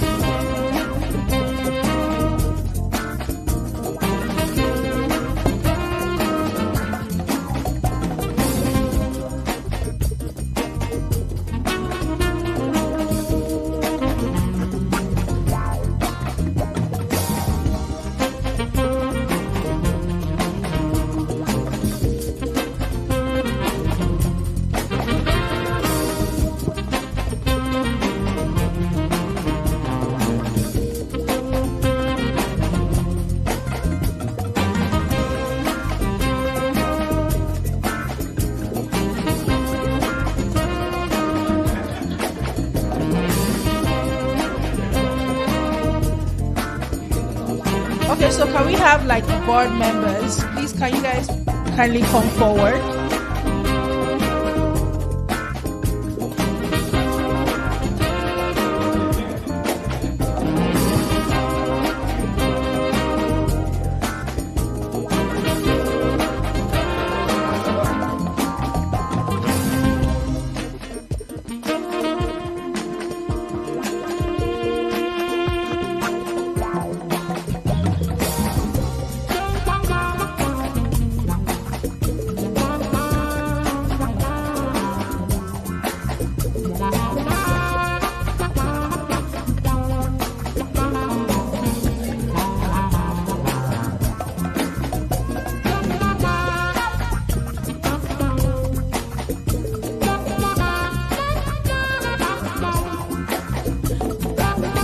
Can everyone please join us on stage? So all you just need to do is just climb the stage. Yes, everyone. So just climb the stage.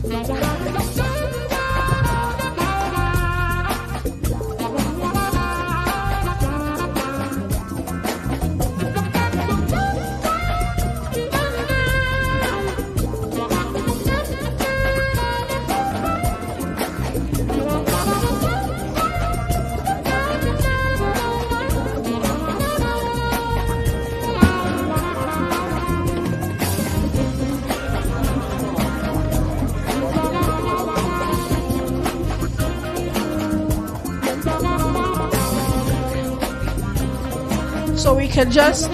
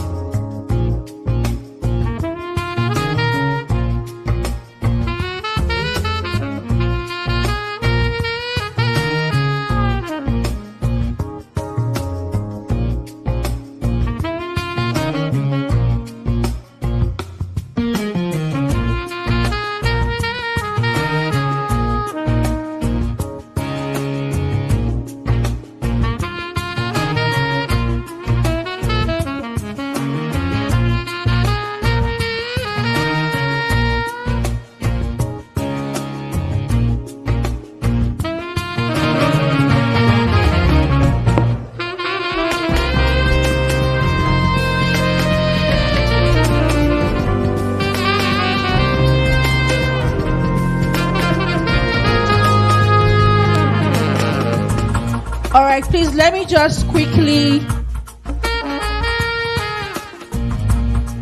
Can you guys hear me? One house, please.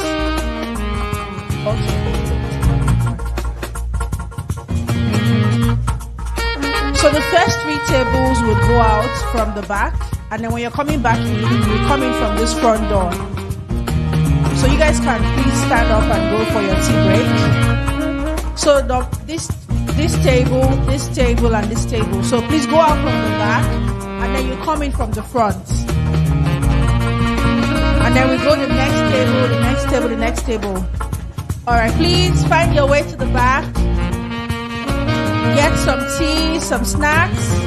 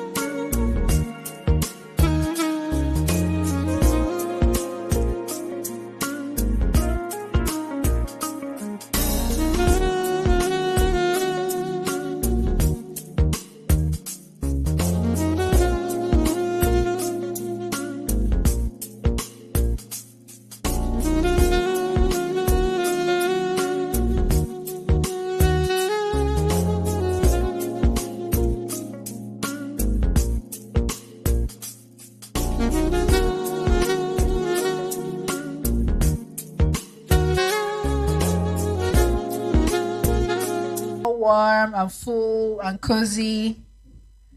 Are we feeling good?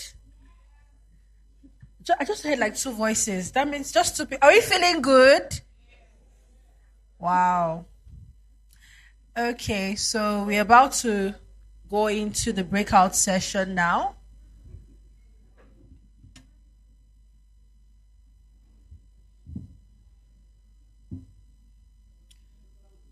All right, so I'll just wait for a couple of people to come back in. So if you're out, you're still outside, you're in the restroom, we're starting now. So please just settle in.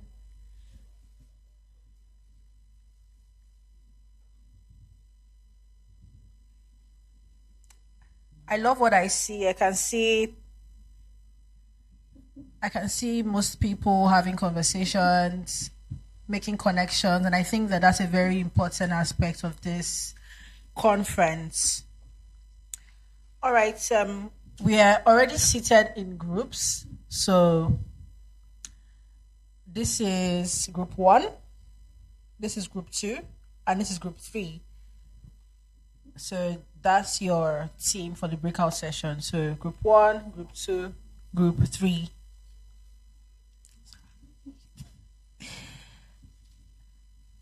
Okay, I can see some people still coming back in. Group 1, group 2, group 3. So please just settle in.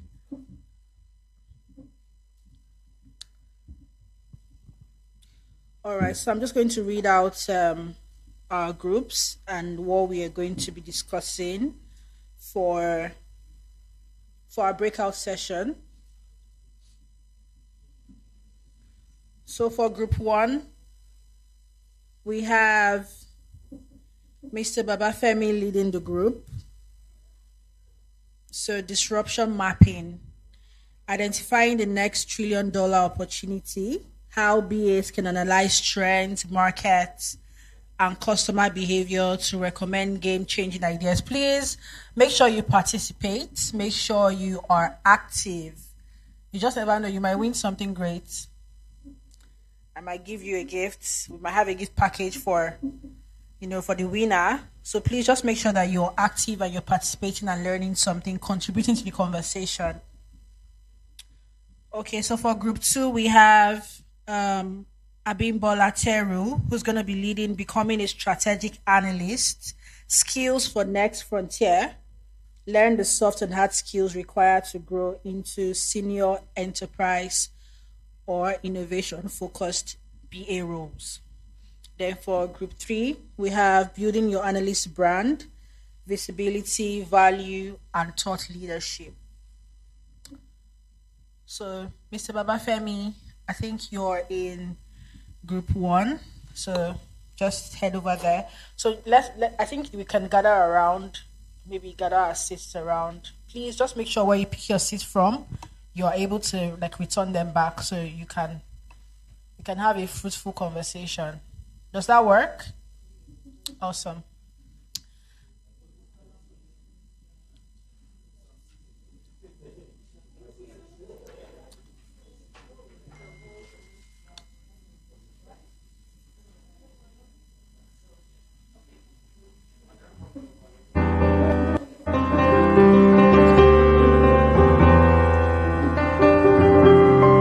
While you're settling in to your various groups, let you know that you do have some guiding questions to help with your conversations. They're like conversation starters, but they are not limited. So feel free to have conversations even beyond the guiding questions. And then, of course, it will be advisable to have maybe somebody that will take notes as you have these conversations, so that when your team leads come back up at the end for the plenary, they would share with us the insights from your conversations. Thank you.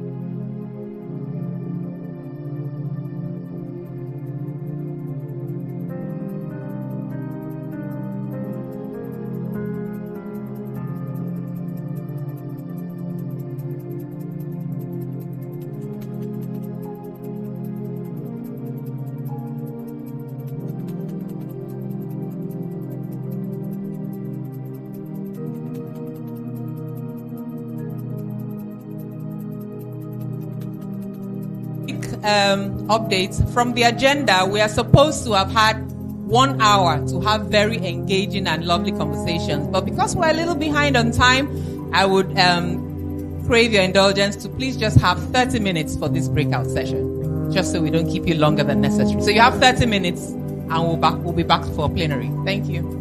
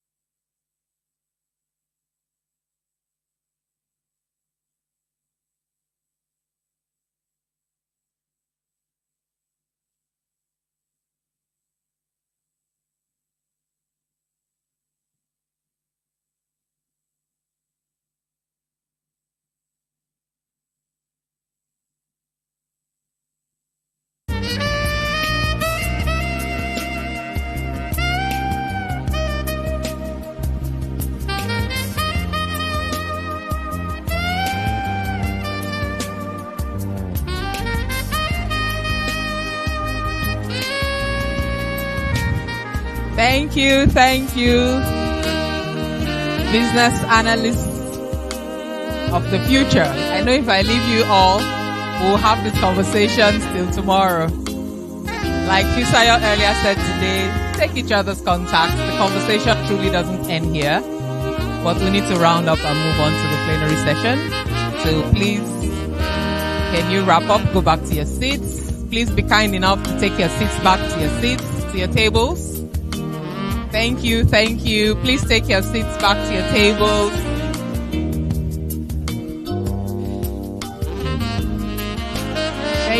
Thank you. Visibility team, you're very visible. Thank you. Can we wrap up?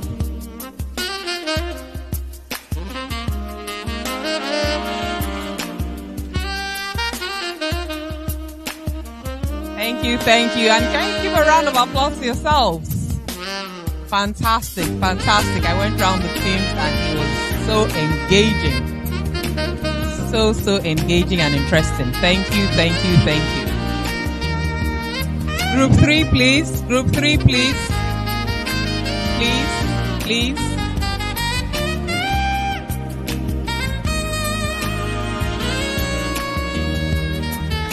Thank you all. Please settle down back to your seats.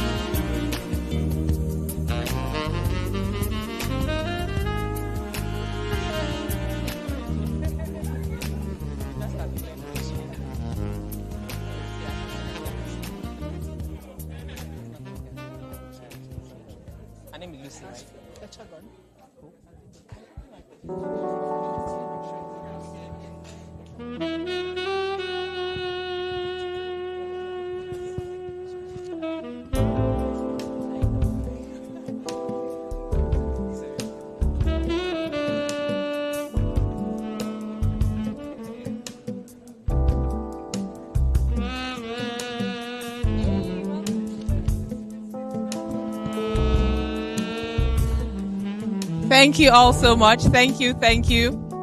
So may I crave your indulgence to please settle in as we call up on stage your various team leads who are our panelists today.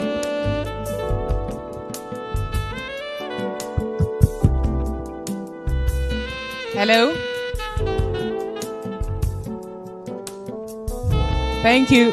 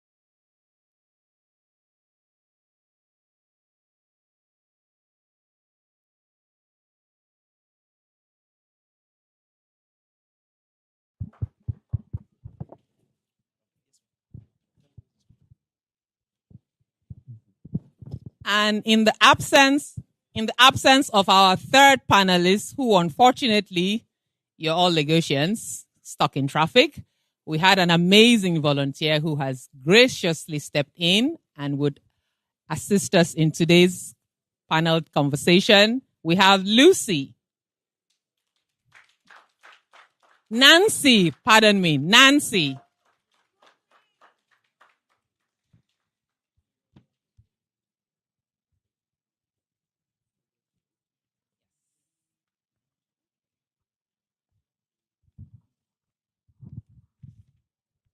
Okay.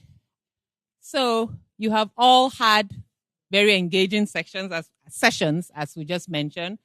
And the three various topics that were discussed today, for those of you in the other groups that might not have known, Group 1, facilitated by Mr. Babafemi, engaged in the conversation identifying the next $1 trillion opportunity. Even I am eager to hear all about that.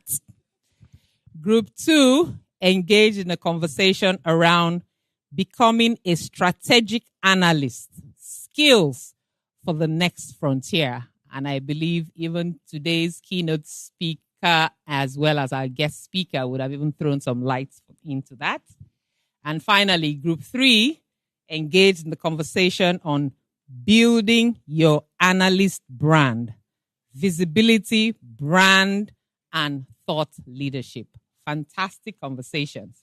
But before we go into today's session, I would like to properly introduce the different panelists. Mr. Babafemi, blessed amongst women today. Ogunbamila, he's the operations and technology leader, InterSwitch Group. His journey began at Accenture, followed by a software engineer role at Neptune Software. At InterSwitch, he built payment infrastructures, grew the software engineering team, and led the technology and infrastructure teams. And currently, he oversees operations and technology focused on driving innovation and operational excellence. A round of applause for him, please. And right up next to him, we have Abimbola Teru. She's currently the managing partner, Alfred and Victoria Associates Limited.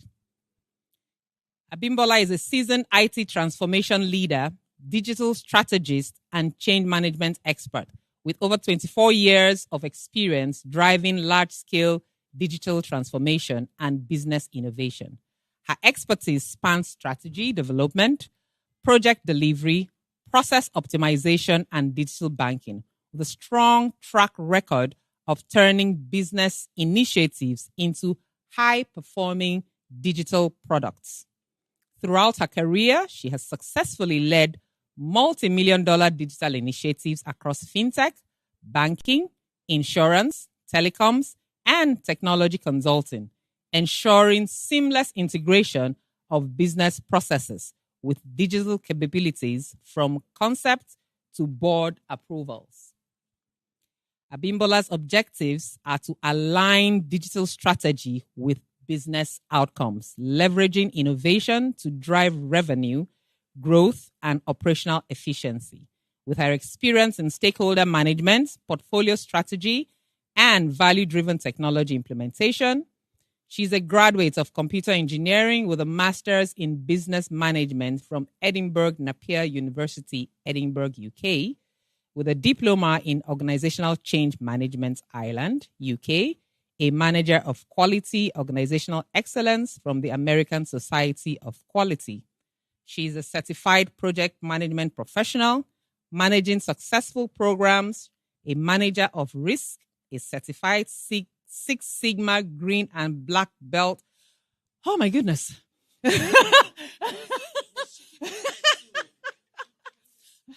I think it's hot in here. All right. Okay. So yes, having said all of this, please look into your various brochures to get more insights to all the amazing things that Abimbola does. I have 2 pages of her fantastic and fully loaded profile. But most importantly, she's a management consultant that specializes majorly in transformational portfolios, human capital development, and technical talent management outsourcing. tech camps, internship programs, and human capital development in general. Round of applause for our Team 2 lead. And as we impromptuly had a very gracious volunteer, Nancy, I would leave her to please introduce yourself.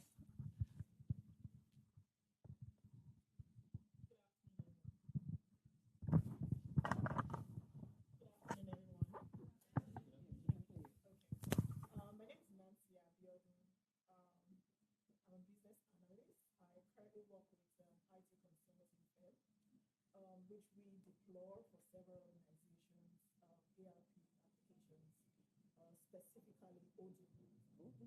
Yes, it's a Belgian company. So a senior BA in Matobel. My company is called Matobel Limited. And I'm graciously here today. And I'm sitting here today graciously. So that's really all I can say. All right now. Thank you. Thank you very much, Nancy. Thank you for that. And so let's dive straight into it. So, our dear panelists, each of you led powerful breakout sessions a few minutes ago. And so we'd like to take a few minutes in 3 to 5 minutes each or less. Could you one after the order? I think I'll start in the other order from Nancy to Mr. Babafemi to Bumi, to share insights from what you garnered from your conversations a few minutes ago. Okay, so from group 3, where we talked about building your business analyst brand, visibility, value, and thought leadership. And one of the things that we mentioned is that you cannot offer value if you don't have it. So for you to be visible, you need to have value. And it's that value that drives you to want to be visible and also be a thought leader. So, and ways you can actually be valuable is to continuously seek knowledge, right? Which is part of the role of a business analyst. You continually seek knowledge, right? So, some of the questions that was mentioned or asked is how do you, throw yourself out there? How do you become visible? And one thing we were able to establish is that you first and foremost need to seek knowledge in whatever domain that you are in. And also you sometimes might have some personalities that might restrict you in terms of being a very shy person who doesn't like to, do presentations internally in your offices, or even want to throw a post on LinkedIn or on Facebook, But the most important thing is if you have value, that should drive you to want to be visible and to, let people see what you carry and what you have. So you have to continually seek knowledge, number one, then constantly practice. It doesn't start one day, right? You have to keep practicing, throw that one post. Speak up in a meeting if you have a solution, don't be silent, speak up. And also you have to be prepared at all times. Be prepared in whatever presentation you're going to be giving, be prepared. And also being able to properly communicate that value is also another thing you have to look into. So I put it this way, I said, have value and make that value visible. All right, that's one of the things we talked on. So fantastic. Thank you so much. I love that. Value before visibility. That's what I got from there. And speak up. And here you have it. Nancy spoke up today. All right, over to you, Mr. Babafemi. Same question, actually. Or, please share insights from your conversation. All right, thank you, everyone. And I think the first thing that comes to mind is that we are not short of ideas in this country. As we are going through the sessions, there are just lots of ideas coming up, and I think we just needed more time. I think it would have been interesting to have more time to really dive deep into those ideas. So that's really good. Really enjoyed that, and I think also, is it possible for anybody from the team to respond or add more content or add more information if it's necessary? After your initial Okay, that's because I'm sure a lot of people would like to say a few things as well. The second thing that came up was, when we were talking about data and collection and everything, someone mentioned that it's not data doesn't really lead to disruption per se. It's really understanding the problem they are trying to solve and immersing yourself in it. I thought that was really powerful because you can really get stuck in collecting, analyzing and all that. But if you don't understand the problem to solve or the job to be done, then you really can't innovate or disrupt, right? The third thing that I saw was, it's called disruption mapping, right? And the way the questions are laid out, I could see how people, as they were answering the questions, were kind of connecting, the trends to the insights and then to the opportunities that you had. So I thought that was really brilliant and eye-opening even for me, because again, I'm not a business analyst by trade, but again, a lot of what we do is analysis as well. So I thought that was fantastic. So well done. Thank you. Thank you very much. Thank you for that. Connecting the dots, very key. Thank you, Group 1. And finally, Madam Bumi, what insights can you share with us? Okay. So for my team, we talked about soft skills, hard skills, and being strategic in the organization. So the first thing is understanding what is important for your organization. You will hear your management speak about different things. They're always complaining about it. This is the way to go. This is the way to go. So the question is having that vision, understanding that this is the direction of your company. So like I told my team, I gave them a quick, check sheet, right? I said, go on ChatGPT, put that challenge of your company there. Do you understand? Include your CV. Ask ChatGPT to be your consultant and say, this is where my company's direction is going to. Where are the gaps for me? Do you understand? And then you know where you should now position yourself to. You see some of your colleagues have only spent 3 or 4 years and they've started handling, enterprise-wide projects. You'll be wondering, didn't we all just come in together? But the difference between you and that person is having a curious mind and trying to position themselves in the direction of the organization. In our team, somebody spoke about value, and which is also what you had said. What do you have and what don't you have? Just like the BA, the as is and the to be. So can you also do that on a personal note? What is missing?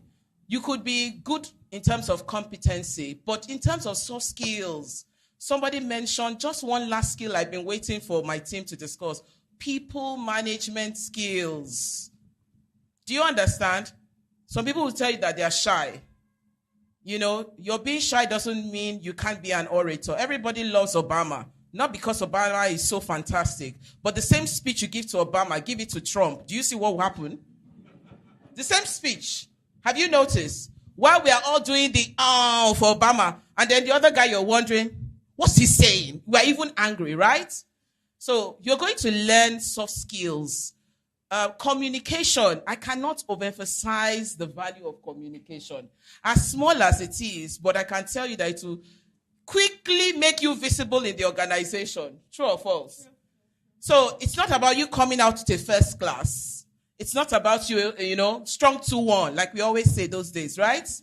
No. It's your ability to understand what your company wants, your ability to document it, express it, explain it to someone who can provide a solution. I hope you know. That's why we're all here. So at the end of the day, you need your people skills. You need your analytical skills, like the word business analyst. What does it mean? Sit down. Ask questions. Why are we having this challenge all the time? Have we had this challenge in the last 6 months too? Or is it every June? Have you noticed? I used to work in an ISP those days as a young engineer. Anytime we start the rainy season, we're always using Jesus to hold the network. Apologies for the non-Christians. Do you understand? Like once I start up on my house and I see that the cloud, hey, today is going, because guess what? you just see that the network will fall. So is it like a common trend? Do you understand? So what is it that we can do better? So for those who don't like volunteer work, your functional job might not give you that versatility. I hope you know. Your ability to volunteer, help people out. They want to use me. They just want to use me. Guess what? They will use you, and then you too, you will know, you get the knowledge, and people will pay you tomorrow. That's the trend. Do you understand? I didn't become a consultant by working for all the organizations that I worked. I was also strategic in the projects, the transformation projects I was involved in. When they're saying, who wants to help sales department automate the following year? Who wants to help procurement? You know why? That's an opportunity for me to learn supply chain. Opportunity for me to learn sales. Do you understand? So you won't sit in that your corner and just think everything will come to you. So I was all out, a curious mind. I wanted to learn. Do you understand? Because I knew I wanted to become a consultant. I told myself I don't want to be a director in this company. So I also want to be a director in my own. So I was futuristic. Did you see? Then people skills. Learn how to network. I didn't come here. It's from networking. Tokwe kept harassing me. Where is he? Do you understand? I said, I have to be somewhere for 8. But don't worry, I'll be here by 12. I will make it. Do you understand? That's why we kept saying, introduce yourself to people. You never can say that your next deal is just seated close to you. And then you are looking for what is not lost. People, we need ourselves to grow. Do you understand? So leave that thing that, I just don't want wahala. I want to sit down there. Pick your risk. You don't do it, you are left behind. You do it, you learn from somewhere. Pick your risk. So stop just being a business analyst. Lead it. Be involved. Be part of it. Thank you. Wow. Thank you. Thank you so much, Bumi, for that. Curiosity for positioning. That's what I got from there. Thank you so much. All right. Before we do open it up, I just have a few more questions for you, for the panelists. And I'll come to you, Mr. Babafemi. In your opinion, what sectors in Africa are ripe for major disruption, and how should we, as business analysts, approach them? Okay. Quite a few industries are ripe for disruption. I think all the industries actually are ripe. And the reason why it's so is because a few things are changing, right? Our values are changing. Technology trends technology is changing very rapidly, in fact. Then that change in technology also is influencing regulation, right?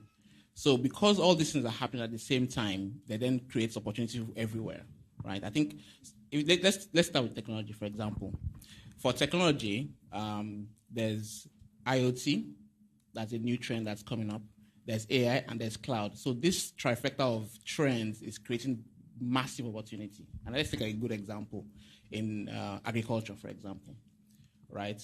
One of the things that we've seen is, I was reading something from Nairametrics a few weeks back that says that we, as a country, we are losing close to 3.5 trillion naira, right, to post-harvest losses of crops. 3.5 trillion naira. Right, I'm not sure there's any bank, for example, that has that capitalization today, right? Maybe, but again, that's a high number. And what that means is that that's an opportunity right there. Who is going to tap into that? And what are you going to use to tap into that? The tools that we have today, those trends that have been created, IoT, AI, can allow us to create cold rooms and logistics that are smarter than what we have right now. So that opportunity exists, right? So if we took that if we looked at that trend and say, okay, fine, someone wants to, so that's an opportunity there. So that's for agriculture. Now let's look at the regulatory opportunities that exist. I think someone mentioned that in the health sector today, I think there are two opportunities like so. In the health sector today, there is a concern for privacy of patient information. It's a huge concern. I think there are regulations around this as well. There's GDPR and there's NDPR in Nigeria. Now, the health sector is typically not a sector that is very tech savvy. They're not like fintechs. They're not really tech savvy. So what that does is that creates an opportunity for anyone, right, that has the skills, that has knowledge, and for business analysts to really look at what it costs you not to put the right technology in place to protect your patient information. And that opportunity can actually be quantified. You know how it can be quantified? Because you know, for example, that if you suffer a breach, right, you can potentially lose 2% of your annual revenue, right? So that's a value that you can play with. Now, if you go to a healthcare provider and say, you know what, you potentially can lose this, guess what? If you pay me like 0.5 of that number, you can potentially save a loss of this loss. And again, I can use the opportunity to improve your business. So that opportunity exists. It's not maybe not $1 trillion, but it's a brilliant opportunity, right? Another opportunity that exists that's been created by similar challenges, compliance, right? Compliance. One of the things that we are seeing today is, like I mentioned earlier, that because technology is driving, the technology trends are driving regulation. Regulation is almost always trying to catch up, right? And they're doing an amazing job, to be honest.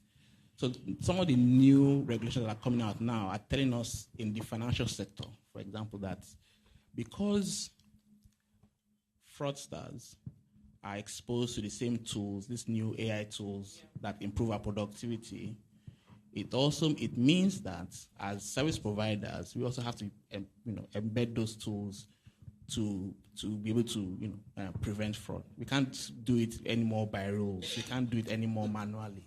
That's not possible, and that doesn't make sense. That's not even productive. So we need to deploy tools that have artificial intelligence embedded. And what that does ultimately is create an opportunity for a whole new set of solutions, right, that can be deployed into financial organizations that have good budgets. And again, it is easy to quantify the value. All you have to do is to go to regulation and say, if you are found to not have this solution in place, this is the fine. Right? The question that we ask ourselves is that which one has more impact on you? The cost of the solution or preventing the fine or the fine itself. It's very, very clear. Nobody really understands how much that cost, that fine can be. So that's another opportunity. Another opportunity that we've seen is in the energy sector, right? I was in Ibadan about a month ago, and I saw a billboard that talked about, and I really never thought about it that way. I've been using solar for a while, but I really never thought about it that way. I think I was using it I just want to have lights. That was the thinking. When I saw the billboard said, save your energy costs and deploy solar. I kind of felt a bit ashamed embarrassed. Okay, I'm using this for I really never thought about it from a cost-saving perspective. I was just like, I want to solve a problem perspective. I just want lights. But it said you can reduce your energy costs. And if you stay in an area where you are in a band called Band A, you know that your energy bills have like tripled. All of a sudden, your energy bills have kind of risen to the top of your budget, monthly budget, right, in ways that you never really imagined. So all of a sudden, we are all now looking for an opportunity to reduce that cost. And therein lies the energy opportunity. We can deploy more off-grid solutions. We can deploy smarter ones, right? We can deploy smarter ones within our homes. We can deploy everywhere. In fact, that agri solution that I mentioned, as a matter of fact, the way to make it work is to deploy it along with solar with an energy solution such as this and make it smart. The final trend I'm going to talk about is just the fact that our values are changing as human beings, right? Our values are changing. Someone was talking about, Uber and, all the apps that we have today, Instagram and so on and so forth. I was like, actually interesting. Many, many years ago, if you are going to book a hotel, you're probably going to place a call to the hotel because that's what you trust. You can trust to call somebody. You can trust to say, I need 2 rooms and then you can trust that they're going to say it's confirmed. But today, if you're going to book a hotel, you're going to whip up an app or something, or Google it, and then and book online. You're probably going to get a better deal if you book online, right? So our values as human beings have changed, right? We want the convenience. We want everything to be like tap, tap, tap, and colorful and beautiful, right? So how does that then bring us to this opportunity? I mentioned energy. I mentioned smart homes. Someone talked about it is now the time to cash in on that new way we want to interact with the world, to put a smart solution in our hands, on our phones, where I can control my energy consumption, remotely, right? So that's another opportunity that's there for the taking that we can all embrace. So those are the things. I did a couple more, but you can just land on a few of those things. Thank you so much. Such rich insights from there. So I hope you are all taking notes, so we can all position ourselves properly to be able to get solutions for these companies out there. Don't join the trend in Nigeria and just talk about the problems. The problems are the opportunities that we have. Thank you very much, Mr. Babafemi. So I'll move over to you, Nancy. Could you share with us, have you ever had to rebrand or pivot your career image? Because we're talking about visibility and positioning. And if you have, what helped you to maintain authenticity through that? That's a very interesting question because that's part of the reason I'm here in today's conference. So I have actually not tried. I'm just diving into, but I'm going to use Fisaya's explanation while we had our class. How she dived into, being visible on LinkedIn. In fact, that was where I got to know her at first. And it had to do with, looking for mentors, that you can follow and being able to seek knowledge, like I said earlier. So once you have that knowledge, you have that value, you have so much to give. So you position yourself is either you seek opportunity to invest in or pour that value into people, either by training, or you just dish them out to people on social media, either on LinkedIn or Facebook, via what you have learned. I learned something new. You could post that, and with that you gain traction.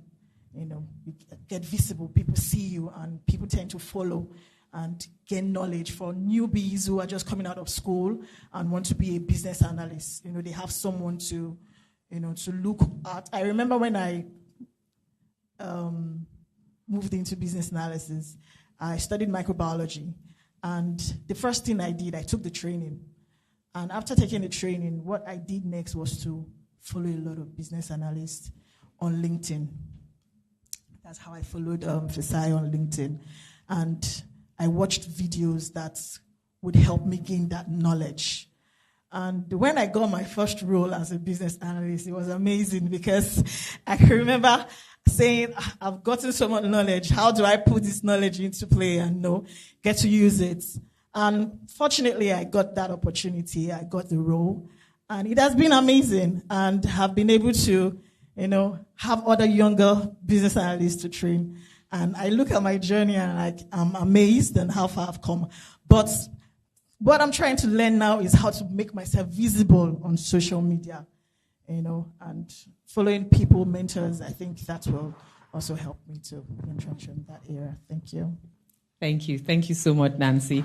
I do agree with you. Quite a couple of people have that challenge of trying to be visible, because I think there's a thin line between you putting things out there all the time because you're proud of what you're doing, and at the same time not necessarily being arrogant or just overly advertising yourself. But the truth is, because we are in the digital age, and if you want to be a thought leader, you really need to be out there. You need to be known. You need to be seen. So even I am learning because I also haven't been putting myself out there too much. So this is just to encourage you all that whatever you do, share it out there. It might help somebody.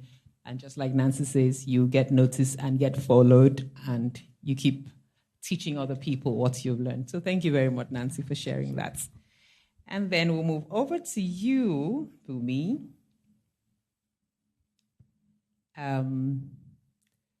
What mindset shifts would you say, now we're contextualizing this now, what mindset shift would you say Nigerian business analysts should embrace to transition from traditional roles into more strategic positions? Okay, I think I've even touched base on this earlier. So one of the first things you want to do, like I said, is being teachable. Either you're in Nigeria, either you're in the UK or anywhere, because of the technology trends that he highlighted. AI came in the last 2 years to hit all of us. Like, you like it or not, the buzz is there everywhere, right? Yeah. IoT is here. Everybody is monitoring their house. I can switch off my lights from this, And then we also have the third trend, cloud technologies. So how have you taken out extra time to say, I'm going back to the classroom? How often do you do that? So if these new trends are coming in, how do you plug in? So yes, I've been a business analyst for 15 years, but there's a new technology that is coming, and it's coming in my face every day. And the question is, what's in for me with this new technology? How do I align with it? And how do I even adapt this new technology with what I do currently? Do you understand? How can I make my work a lot easier? So last year, I was in 3 months AI class.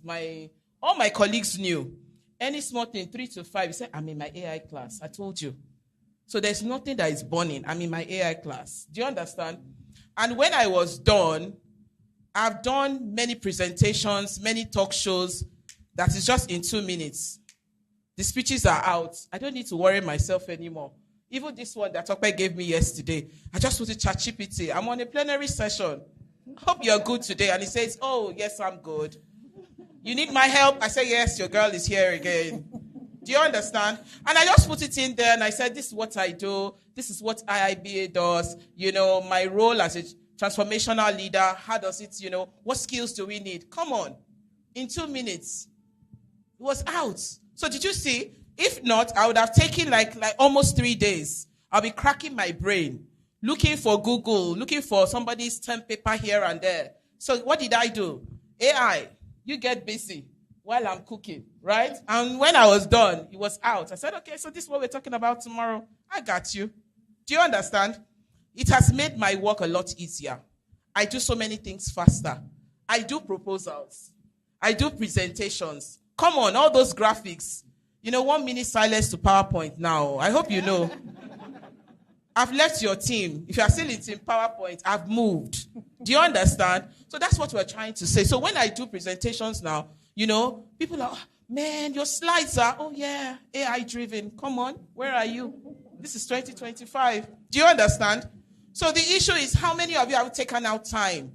So just ChatGPT, yes. Have you actually gone through the classes? It was until I went through prompt engineering that I realized that, come on, there's a lot more hidden here. It's not just me, you using ChatGPT like Google. No.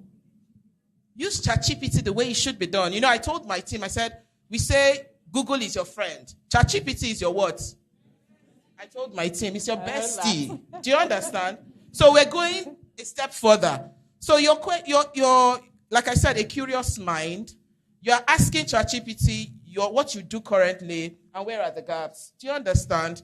You should be teachable.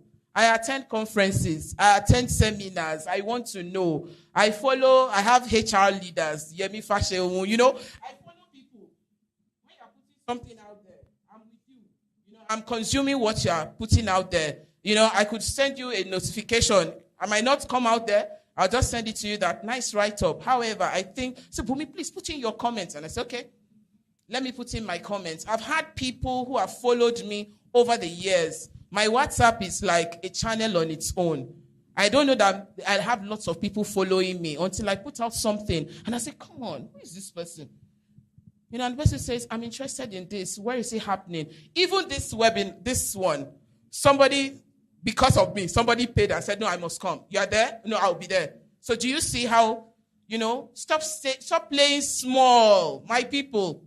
I was telling someone out there, I said, we have opportunity now. Lots of people have left the country, right?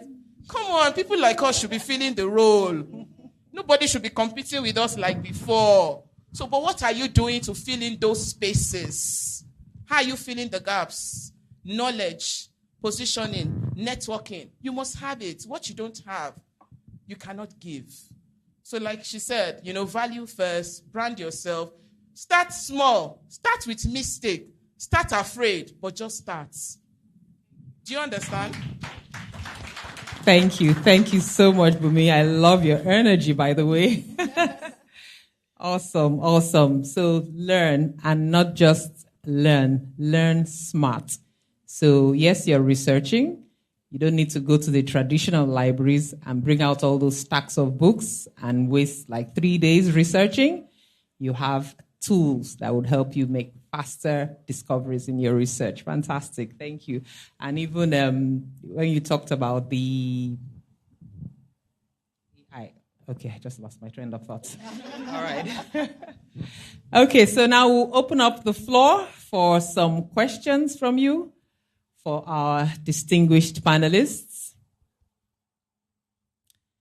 We need assistance with getting people, maybe giving them the microphone to ask their questions.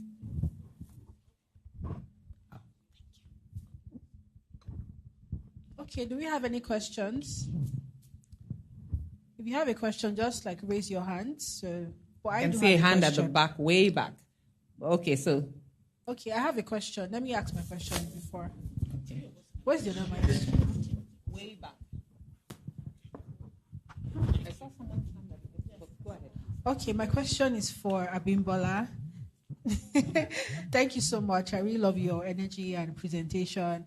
So I think my question has to do with AI, the use of AI. So there's this recent study. People are saying that, when there's a way AI will make you lazy. And then they also say that, AI sort of has over time would have a negative impact on your ability to think, your brain. So they said that there's a real change that happens in the brain when you overly rely on artificial intelligence. So I wanted to ask, how do you balance it in a way that's every time? Because before, when I think 5 years ago, before ChatGPT and all of these artificial intelligence platforms came out, you would have you think about your presentations, you use weeks and days, and you have conversations, you research. But right now, it's it just brings out everything in 2 seconds. Oh, wow, this is amazing. So how do you balance it in such a way that you're still functional without, let's say you don't have access to the internet or your phone, how are you still able to still, show up? And, so that's my question. Okay. So before I get started with work, I have my own overview of what I'm expecting ChatGPT to give me. So even when ChatGPT brings it out, I still go back to review. Does it align with what my customer is requesting for? Am I adding value this way? What is meant to be the outcome? It also gives you some crazy statistics. Sometimes when he gives me some statistics, I say, in Nigeria, ChatGPT, please. Do you understand? So you still have your own job to do. But the only thing is you need more insights, deeper thoughts process. And then it comes up. So you now check against what you had written earlier. You already have an idea of what you want to give to the customer. So you break it down. And then when you see ChatGPT, you are now okay, yes, you mentioned, this is nice. Oh, you forgot this. Sometimes I say, ChatGPT, what happened? How come you didn't look at this? I gave you this data, and says, oh, sorry. Oh, you've not known that ChatGPT will apologize to you. Oh, you've not used it in that way. Yes. It does. Yes. It does. It will even apologize. I'm sorry.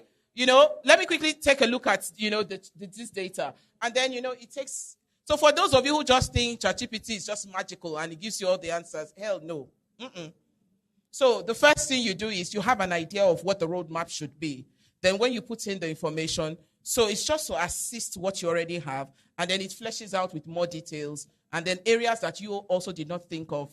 We're all human beings. At that time that I want to quickly, clients now, Bumi, please, can it be ready by 4 p.m.? 4 p.m. today, we need to meet with the CEO and it needs to be approved. True or false? That's my client sitting near you.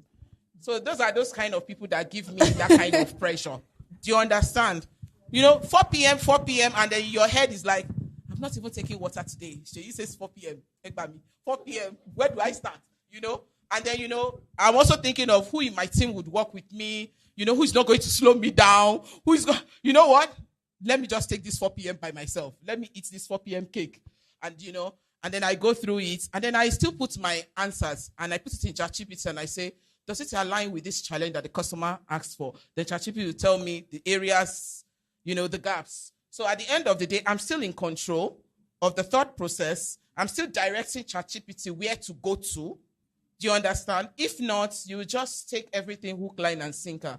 And in the next 2 years, we'll be asking you, IIBA will be asking, are you sure this is our certificate that we gave you? We shouldn't withdraw it. Do you understand?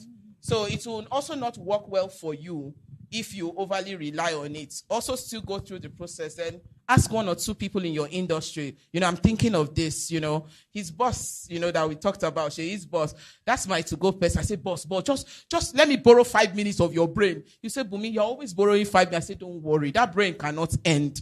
But here I am, and then, like I said, people skills, you'll be busy and I'll still say 1 minute. Bumi, I make just 1 minute. That 1 minute is a lie. It's looking like 20 minutes. They know me. But if I said 5 minutes, they would not answer me. So that's people skills also coming along the way. So thank you very much. Fantastic. Thank you so much. And from the question and the response, I actually remembered what I was going to say. I was going to say when you were talking about the use of ChatGPT that it ties in very well to what our earlier keynote speaker said, that we should actually we should be working towards using AI more as partners rather than just our assistants, which really ties into even your response now, like working together so you don't just go in blindly, like you give your assistant something to do, but you actually check you have what you already had in mind that it should look like, so it helps you align it properly. So thank you so much. Any more questions?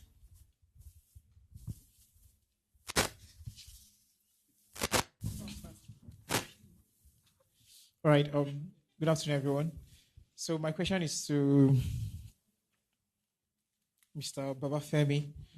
Thank you so much for that session. So we talked about, as business analysts, disruption and all that. But I think, so let's say we've identified the $1 trillion concept. But I don't think it ends at that. Because as a BA, you can have an idea and it won't scale. Or you can have an idea and it won't get buy-in from people and it will just die there. So I'm saying, let's say I've identified this $1 trillion opportunity and I've done everything we talked about. How do I now move this from just an idea to something people actually use? And in our context, in Nigeria and in Africa, we are 2 things, human behavior and government policies and compliance. As a business analyst in one small company somewhere, how do I navigate all these things to build a product or a solution that actually scales while disrupting, the economy or, the industry? Thank you. Very good question. I think, yeah, that's why you'll always have a million ideas, but then again, it all depends on one thing: execution, right? And actually how to execute. To answer that question, I'm going to just tell you a short story about how, how I had a challenge some time back, right? If you listen to my bio, I used to be responsible for engineering. And one of the challenges that we had was that as we were building, right, we were almost always building to the request of the business. And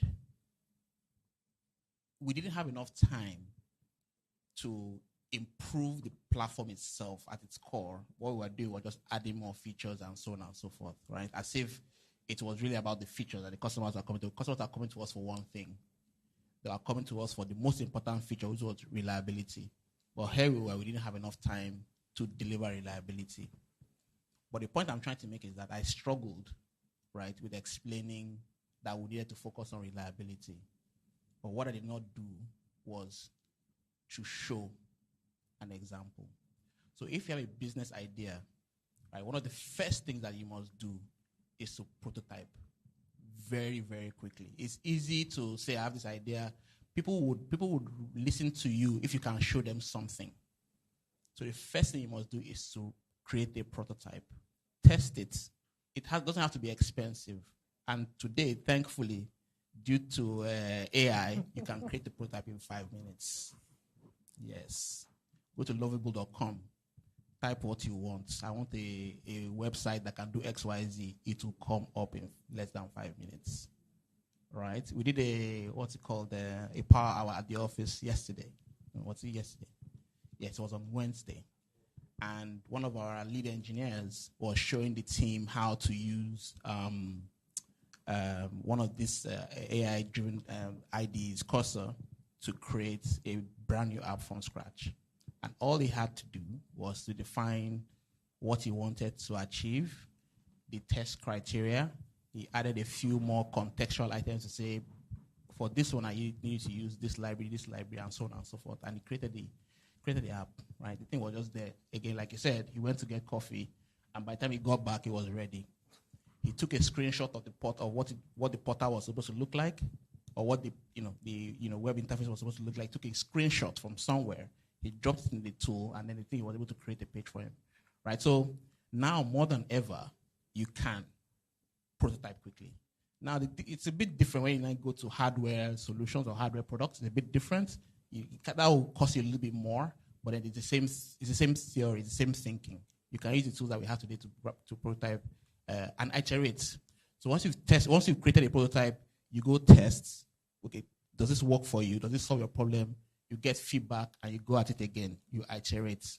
You understand? And then as you're iterating, as a matter of fact, if you've identified people that are potential users for that solution, and you've gotten them to iterate enough or test with it enough for them to even also feel that they own the solution, they can actually be one of the data sources for whoever you are going to ask for funding from if you really need to push this out there. So I think that's one way to really go. You have to try first. It's not by getting the idea or having an idea or having some insight and you just sit down there or and I assume it's not going to work. So I think that's my view on that. I hope I answered your question. Thank you. Fantastic. Thank you so much. Any more questions? Good afternoon. My question is to Bumi. I want to ask that what advice or what soft skills should somebody that is not in tech industry that want to leverage or move into business analysis should look at for or should do to be able to perform in that capacity? Okay, so if you're thinking of transition to tech, you want to explore the opportunities, I would say go and enroll on a tech program that talks about the transitioning and how your current role, what you do now, the transferable skills that would help you once you become a business analyst. What industry do you think you might also want to thread in? Do you understand? So you might be a business analyst in insurance. You know more about claims. You know more about, collecting premiums. Do you understand? I'd worked in insurance before, and the first 2 months, I needed to learn insurance business as itself. You can't be a business analyst trying to provide a solution in an industry where you've got no clue about. So the first thing you want to do is you want to transition into tech. You want to leverage on that. The first thing is you need to go and still even understand tech, the tools they use. Then now ask yourself, how do you now plug in as a business analyst? Then you can now go for the business analysis professional training then you see the opportunities. But if you want to go into tech, you don't know anything about tech, you are outside of tech, and you are, stretching your neck and saying, this tech, it won't come to you. You will go to it. Do you understand?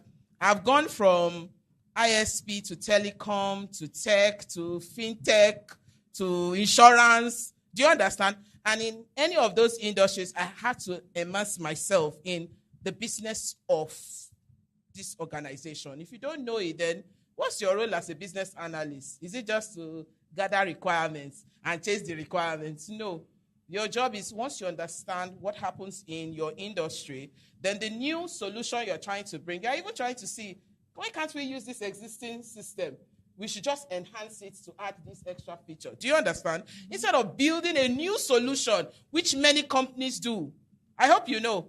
Because our BAs always think that they are only thinking from an IT perspective alone. IT is a business enabler. Our job is to provide the platform for the business to thrive. So we just sit in our corner and we just say we are IT. So that's why I said I left IT. I decamped a long time. I'm now in the business field. We are chasing people like the Queen Mother. Those ones where the money is in the organization. Because, that's why salespeople always get promoted faster than all of us. Haven't you noticed? Because they are bringing in the numbers. And you and I are writing all our beautiful protocols. The protocol of the protocol. And I'm wondering, the salespeople are bringing numbers. You are writing protocol. It's either you are writing the protocol to align with what? The sales numbers. Do you understand? Then all of us can be visible in the company together, because what you're telling the organization is what I do. I understand the business. Do you understand? I have the foundation. Then you are able to now spot gaps in your company. You can't identify gaps when you don't have the knowledge. So the first thing I'll say is go and get grounded first. Don't worry, we can talk later. Fantastic. Round of applause. Thank you, thank you, thank you. And for those who've been here since we started, I'm sure you would realize that also ties in very easily to what we learned from our keynote speaker, the 6 skills for the third way for a business analyst. Providence, you need to know where it's coming from, and the linkage and ethics to basically where it's coming from, where it's at, how it's going. So that's pretty much similar to what she just said now. You need to go to the roots to be able to know where it can grow to and the possibilities that lie ahead. Thank you so much. Any more? I think we would be able to take one last question.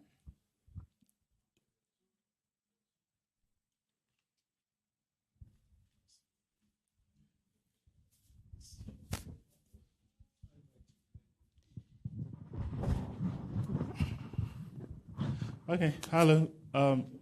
Good afternoon. My name is Olushe Oyede from MTN Nigeria. And I thank you so much for the insight and the knowledge you've shared so far. It's been very awesome. Thank you so much. So my question is around, I think we've talked so much about personal development, right? I don't know whether we need to also start looking from the enterprise perspective and how we can drive. One of the ways to drive this, the business analysis practices, is to make it to find its way into the boardrooms where decisions are being made, right? I think so many times the guys in the boardroom does not give, does not realize the importance of business analysis, right? I mean, even sometimes when I sit in, like this morning, I was sitting in a meeting and I was trying to analyze the requirement. What exactly is the problem? What are we trying to achieve? What is our outcome? And then it was like, no, let's just get it done. Let's move forward. Let's move things around. And, you're taking too much time. So how do we, get these business analysis practices into the boardroom? And I believe if you can get that done, right, I think that will cascade to the enterprise. And at the end of it all, I mean, we're going to be breaking through new frontiers. Thank you. Okay, so I think one of the things we've established so far is about visibility, not just externally, but even internally. As a BA in your organization, how visible are you? You know, what value are you bringing? So if you're bringing enough value, enough solution, then I think you're visible enough for them to recognize that business analysis is very important, because you close the gap, right? Like we said, assist and to be. So that gap, when you're able to identify that gap as a business analyst, it gives you, it helps the company to have like take an informed decision, which will, take them to the next level. So I think visibility, adding value, making sure that your value is seen by everybody, even in the boardroom. I think that's one of the things I would. Thank you. Fantastic. So,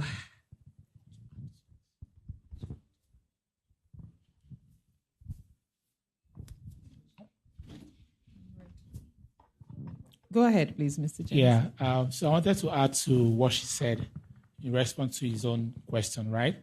I believe one of the things that we'll need to consider is having a proper and well-defined career journey for BAs within organizations, right? I've seen most cases in previous places that I've worked whereby once you are a BA, the career journey that has been defined for you is at the next level, you have to become a project manager. I know some companies like that. And when I was working there, I had to fight that. I was like, how can I go from being a BA to a project manager? That's a different career journey. That's not a career path for me, right? So I think it's high time within organizations to start having conversations around what should be the actual career path for a BA. Now, if I know that I'm going to be a junior BA to becoming an associate, to being a senior lead, say consultant or chief strategist for someone that could sit in a board, then the importance and the value of BA, I could bring that to that board. But if as a junior BA, I'm bringing value to the team, the board doesn't know what I'm doing. They don't even know the value of business analysis. So I think having a clear-cut path for business analysis career path within organizations would help mitigate or solve such situations. Thanks. Thank you. Okay. All right. I might want to just wage in here. When I heard the word project manager, you growing from being a BA to a project manager. So let me tell you, when you've become a senior BA or you become a senior product manager, the next thing we're expecting you to become is a transformational leader in the organization, irrespective of you being a project manager, a business analyst, a process analyst, a risk manager, a quality expert. Everything should be consumed into what we call a transformational leader. And who is that? Someone who leads change. You champion change initiatives across the organization. So you are still sitting in that bucket of yours, thinking they will create a space for you as a BA. It's like you going for the role of a COO and expecting them, because you've had your background in tech, and you think, oh, you can only become a COO in a tech-driven environment. That's not true. Have you equipped yourself with skills that will make you the next COO? So I think you are still sitting in your bucket and thinking that, oh, BA is just the peak of your career. No. BA will now become like an additional skill that you need to become a transformational leader. So you'll be switching between being a project manager, being a program manager, a business analyst, a quality expert, a risk manager, because guess what? They are all on the same. Did you now see that? So if you're thinking of that C-level job, aim to be a transformational leader first. So go and Google it. Let ChatGPT guide you. All right, thank you. We still have one more? Okay.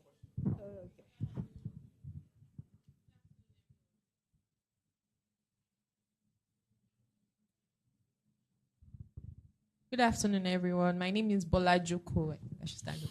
My name is Bola Joko. So my question is directed to Nancy. But first of all, thank you all for the insightful session so far. So as someone who has worked in the BA field, you are now a senior BA. How do you incorporate data into your decisions, into your workflow? Because we see that the world is becoming more data-driven.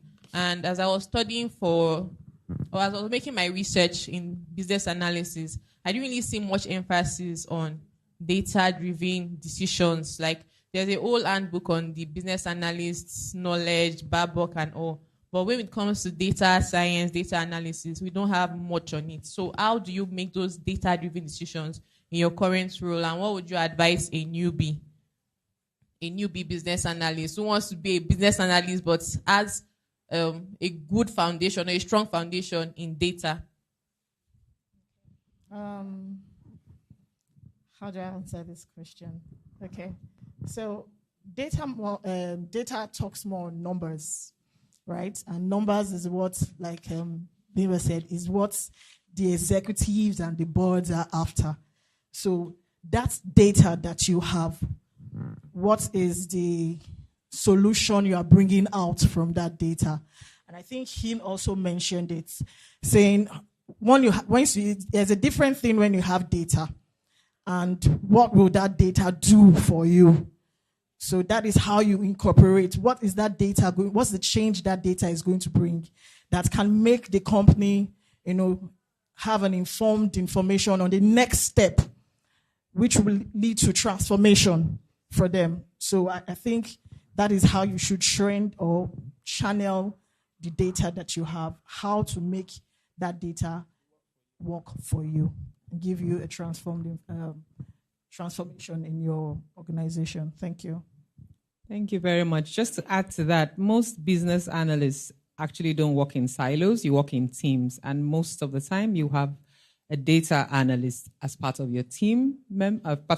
So you obviously you're exposed to that information that would help you, that data that will help you make informed decisions. These are the things that you gather together to check what you want to do. Okay, go ahead. So let me just add one more thing. So let me jump on the ChatGPT, your bestie train a little. And I'm not a data analyst. I'm not a data scientist, but I need to take decisions quite a lot of times. And then before now, I would almost always complain that there's no data. But the truth is we have the data, right? But we just don't know how to analyze, right?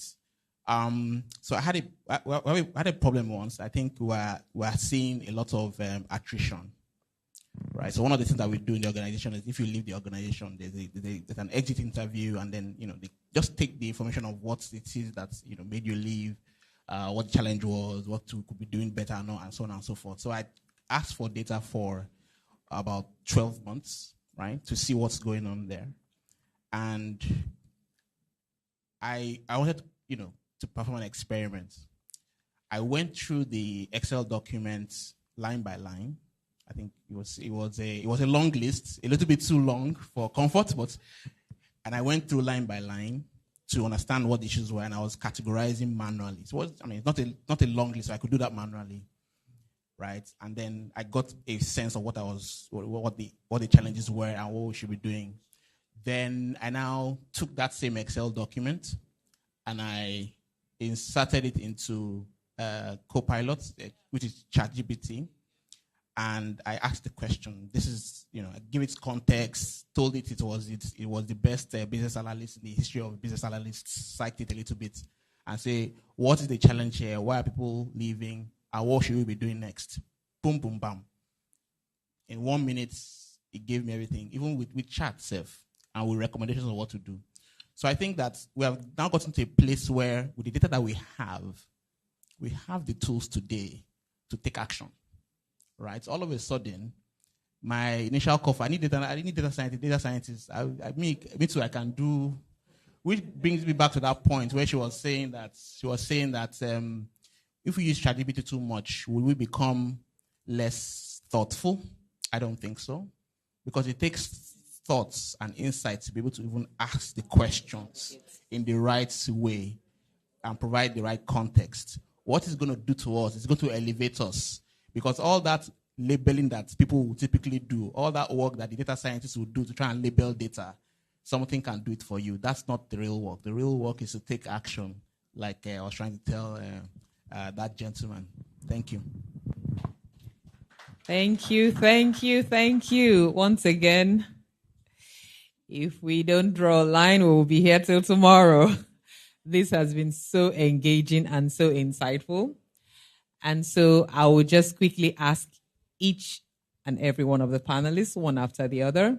This is now a personal question to you. What does insights to trillions mean to you personally? Starting with you. Personally, the first thing that comes to my mind is insights to trillion. Money. Is that what you're saying? The next question I'm asking is, don't mind me. My mom is from that part of the Yoruba culture that, so I've taken that part. So I'm asking, anytime I see all those statistics, this is a multi-billion dollar, and I'm asking, so Bumi, where are you seated? How can you take a pie out of this? I just need 1%. Do you understand? So I'm asking myself, what do I need to do?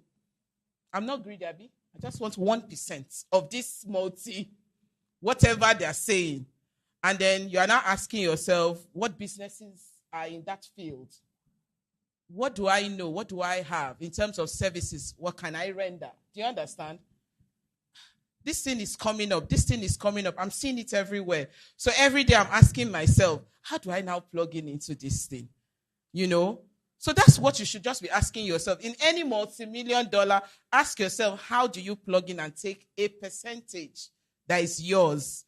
And then, it now takes you through that long journey of you learning, meeting people, volunteer. I started training by volunteer. It was free. The guy thought he was using my profile. Then I was an IT project manager in the then 80 Salad. So the guy would put my profile and the people would register. And he didn't know that I was learning everything too. How you put chin-chin here, how they buy food, everything. And then, 2 months later, I just told him, I said, I don't think I'll be able to work with you anymore. I've set up my own. The guy was stunned. I even invited him to come and open the first training. When he saw the amount of people, he said, Bumi, when have you been working on that? I said, when I was training under you. So you see what volunteer will do? They will open you to everything. So be ready to work with people. Just say you are available for 3 months, It's free. Because you have in mind that it's free for now, but people will pay you tomorrow. And that should be what should be driving everyone, right? Thank you. We'll go over to Nancy and we'll wrap up with Baba Femi. So for me, whatever the sector is, I think the first thing is to identify, is there a need? Once you're able to identify that need, then do your research on how you can meet that need. Then from meeting that need, you're able to take your pie as well. So that's my take on that question. Thank you. Thank you. Fantastic. Okay. So for me, when I think of insights to trillions, I think the word that comes to mind is impact. Right. I believe our purpose in life is to impact the next person or impact the world in some positive way. I was having drinks with some of my colleagues yesterday, and we were talking about side hustles, right? And what side hustle can you get into now to make the bag like she does, and we were speaking about agric, and I think that's why that's always in my mind. And we were talking about people that were bringing in exotic fruits and making a lot of money. We were talking about people rearing really really huge goats and and making a lot of money out of that. And none of them appealed to me. What appealed to me more was an opportunity that if you could solve that problem, you're actually essentially creating more opportunities for people and then creating more food, right? So that's the thing. And so for me, it's really about my purpose, right? And being able to impact the world. So that's what it means. Thank you. Thank you, thank you, thank you, our amazing panelists. A round of applause for them, please. Thank you, thank you. It's been a very wonderful session. I want to thank each and every one of you personally for coming up here to share from your wealth of experience. Thank you to all of you for all your engagements. And all I would say is let us all continue to use the insights we have learned from this session, from any session, from all that you have heard, turn them into impacts, like he said, so that we can all continue to build the future that we want through the power of business analysis. And with that, we'll say thank you very much. And I'll hand over to Fisayo.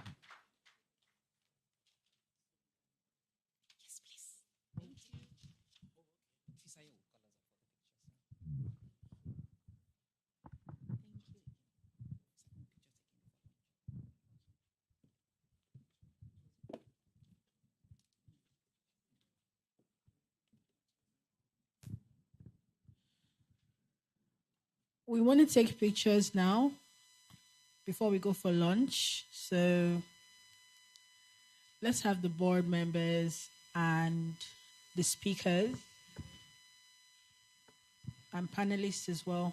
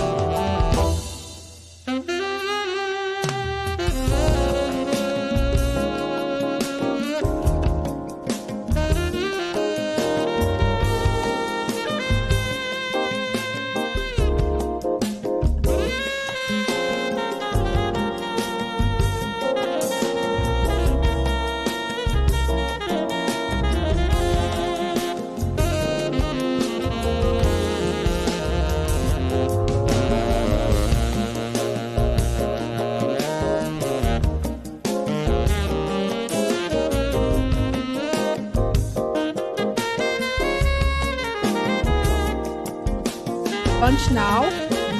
But before we go for lunch, I want us to do a quick trivia. Are you guys with me?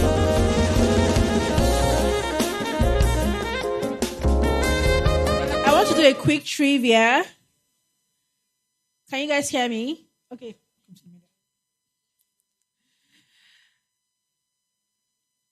I think the person that stands up and answers the question first gets to win. Okay, so my first question is, what does the BA box stand for? The BA box.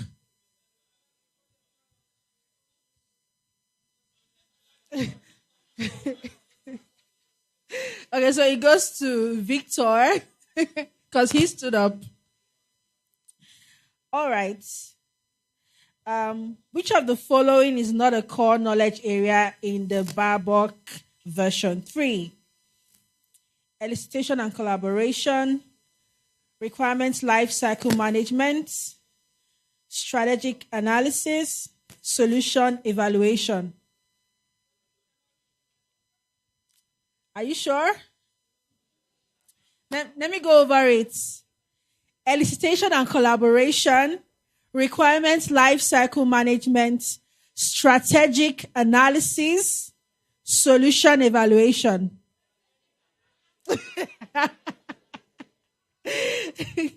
You should relax. Okay, so it's actually strategy analysis, not strategic analysis. So we all got it. Okay, next question. How many competencies are outlined in the BA-BOK guide? How many competencies? Okay, who can name them?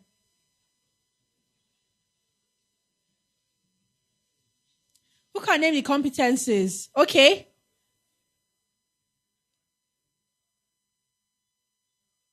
Can somebody give me a mic?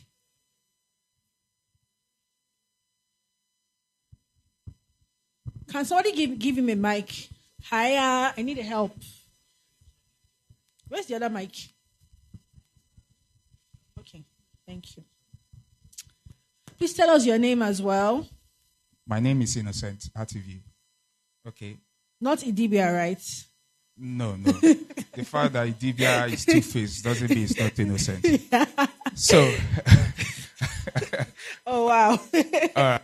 So, okay. Analytical thinking and problem solving.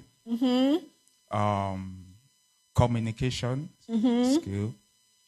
Interactive skill. Yes.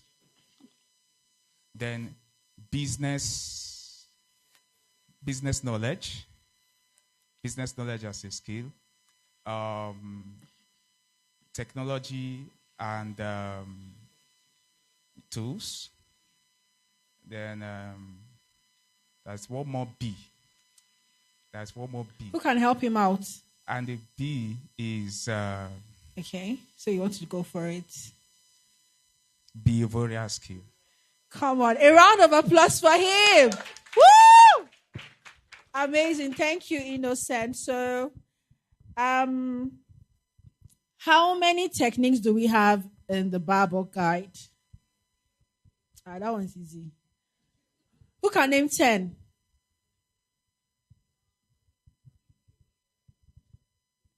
Just 10. Not 20, just 10. We have a gift for whoever is able to list all 10. No Googling, no ChatGPT. All phones up. Okay, I can see someone there. Please stand up and the mic is coming to you.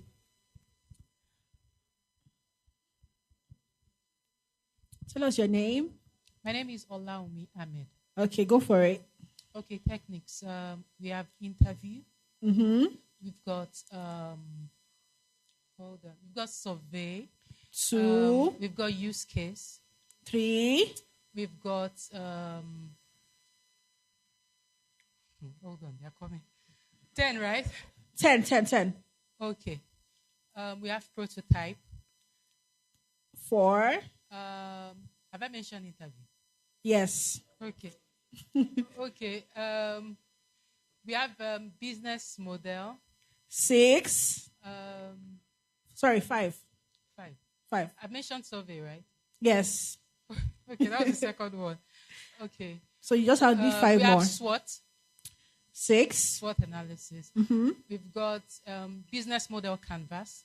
7. We've got they are 50. I don't know why they are not coming. Okay. I think it's because I'm on the hotspot. Don't worry. Benchmarking. 8. Just 2 more. Brainstorming.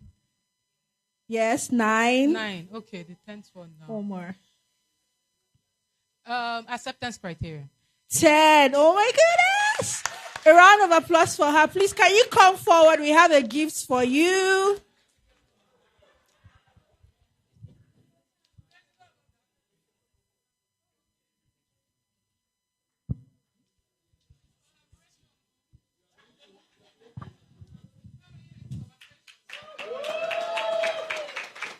So, courtesy of IIBA Nigeria, we are presenting this branded gift to you for naming 10 techniques in the BA. I mean, you're on the spot, so it's really hard.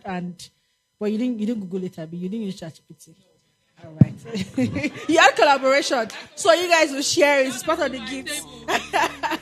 Congratulations. All right, so we're going for lunch now. And I think the same way we went for our tea break, the same way we will move out. So table 1, table 2, table 3, and we keep going that way. Can we have the door open? Is lunch ready? Please, a second, let's confirm lunch is ready. So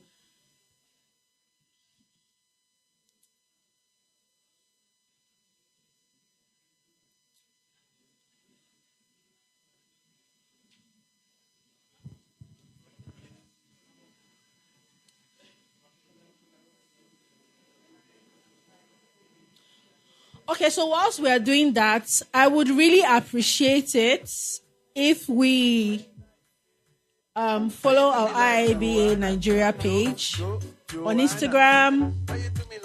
And I've seen a couple of tags, but we have over 100 people here. I want to see more pictures. We want to repost you. One way to join the community is also to be on the WhatsApp group. If you're not on the WhatsApp group, we will be sharing a link that would allow you to join the WhatsApp group. Okay. So we will be sharing a link that would allow you to join the WhatsApp group very shortly.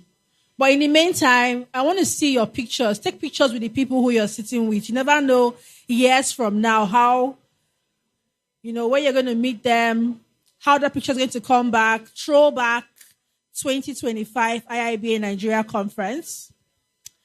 So please, let's get to that. Also, WhatsApp is a major platform where we use to disseminate information, to communicate with our community. So if you want quick and fast information, please look out for the link.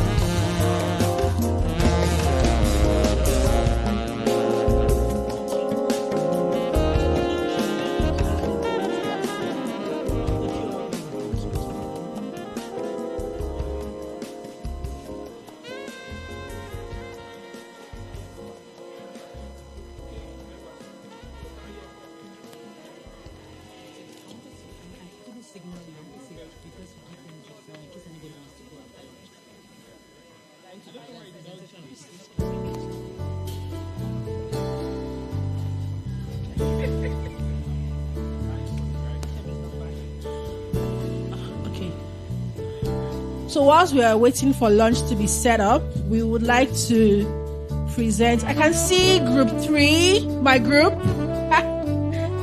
taking the pictures. I want to see all the tags, okay? You guys look so beautiful. Thank you. Okay, so we would like to present the gifts that we have to our panelists. One house, please.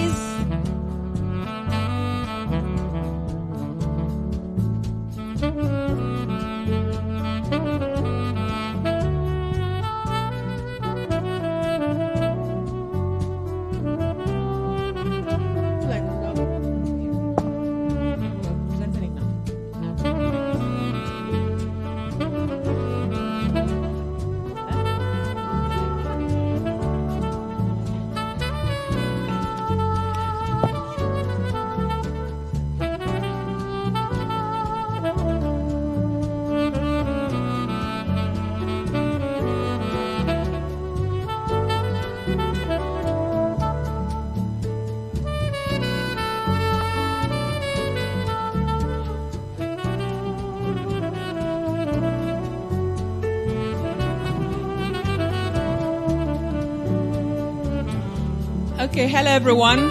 While waiting for lunch, just about 10 minutes and we'll be done with the setup. We would like to specially appreciate all our speakers and guests. So starting with Mr. Baba Femi. Is he still in the room?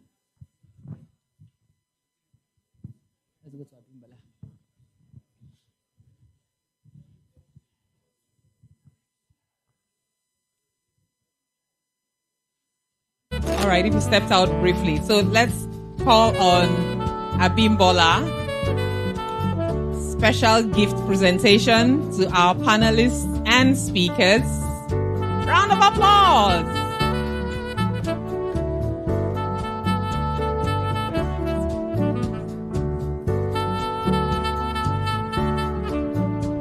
I want to thank you specially for taking up this invitation to come and be a panelist in our IIBA Nigeria Chapter 2025 conference very seamlessly in the middle of your busy schedule, even with the earlier event you had today.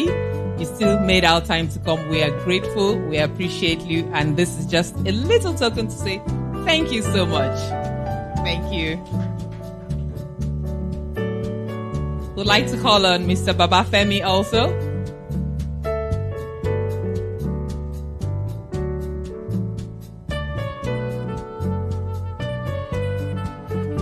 Want to say thank you very much on behalf of IIBA Nigeria Chapter. We say thank you for accepting our invitation to be a panelist in today's session and to take our time. This is a weekday, a Friday from your busy schedule. You must have left work. Thank you. We appreciate you and we're grateful. Thank you. Next, I'd like to call on Mr. Koketso.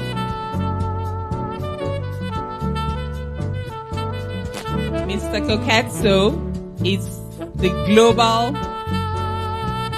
IIBA partner manager, and he flew in all the way from South Africa for this event. We are so grateful. On behalf of IIBA Nigeria Chapter, we would like to say thank you very much for honoring our invitation. Thank you for showing up for us. We are grateful. Please take this as a token of our appreciation to you. Thank you very much.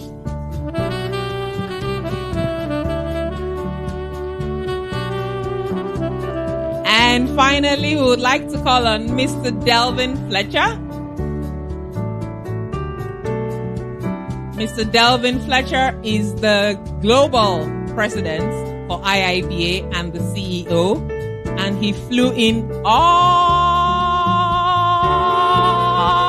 the way from Canada just to grace us and give a powerful presentation this morning. His keynote speech was something. We will share the slides with you, but Mr. Delvin, this is just to say we are so thankful and grateful. Thank you for accepting our invitation.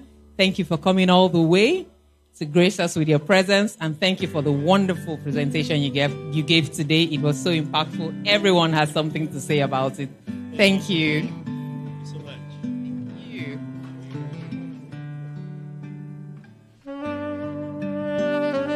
Thank you, everyone. I believe it's time for lunch now.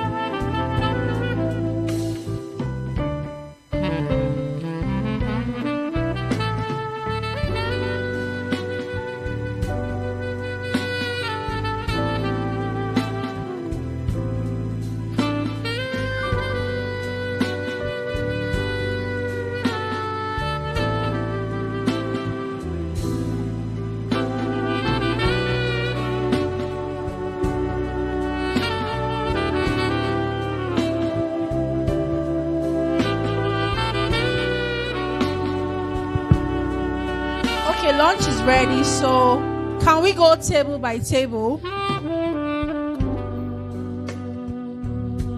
Can we go table by table?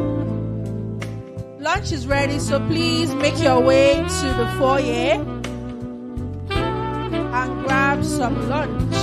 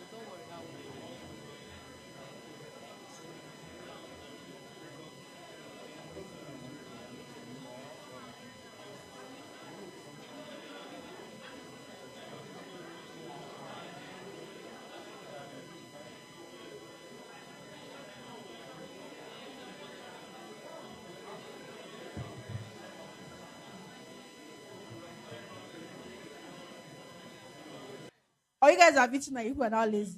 I don't understand. I'm going to say it one more time. One more time. Have we had a wonderful time today? Much better. Okay, so we would like to take feedback.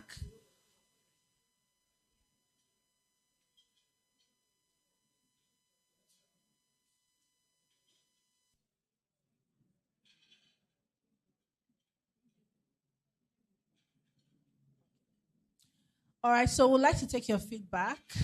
If you'd like to give us feedback on today's conference, what you loved, what you hated. I mean, I don't think you hated anything anyway, but what you think we can do better next time.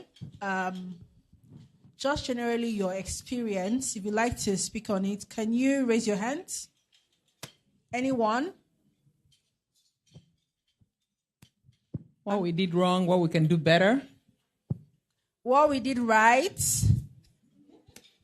Okay, we have Mr. Sheye. Mr. Sheye, please, could you come forward? Please, thank you. All right. I think we should give a round of applause for the organizers. This is actually my first time attending the conference.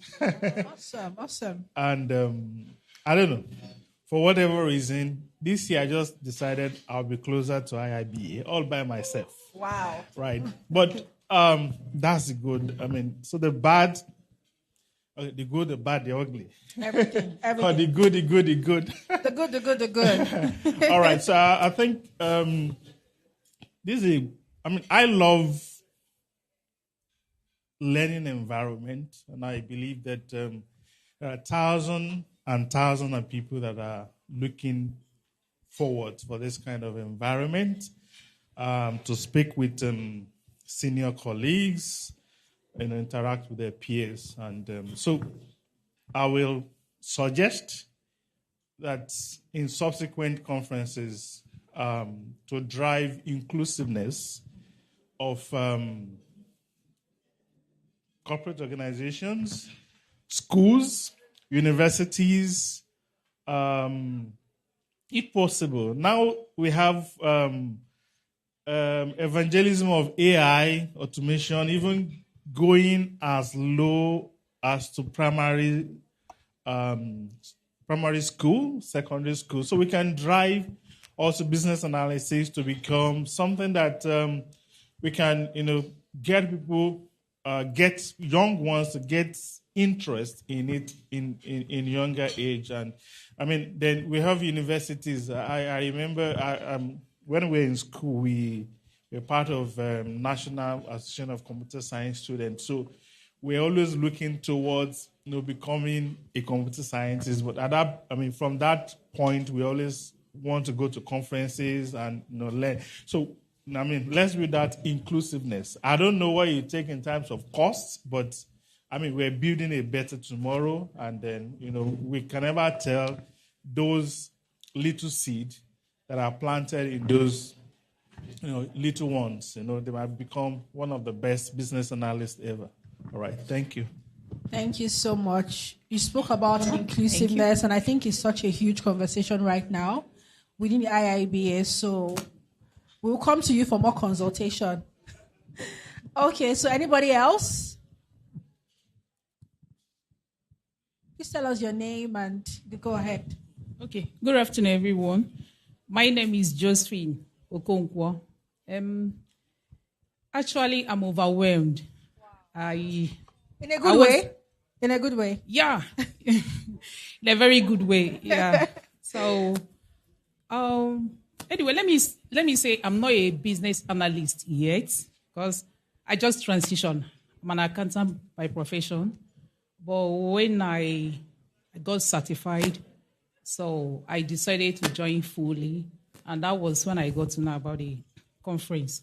Even when I told my office, they were like, no, they're not going to support that. This is just, coming up and all that. I say, no problem. I can foot the bill by myself. But I believe that by the time I come back with what I'm going to bring to the company, I'm sure I'll be reimbursed 10 times. They say, okay, just ensure that. So flying down from Abuja to Lagos here, I didn't regret it. It was awesome.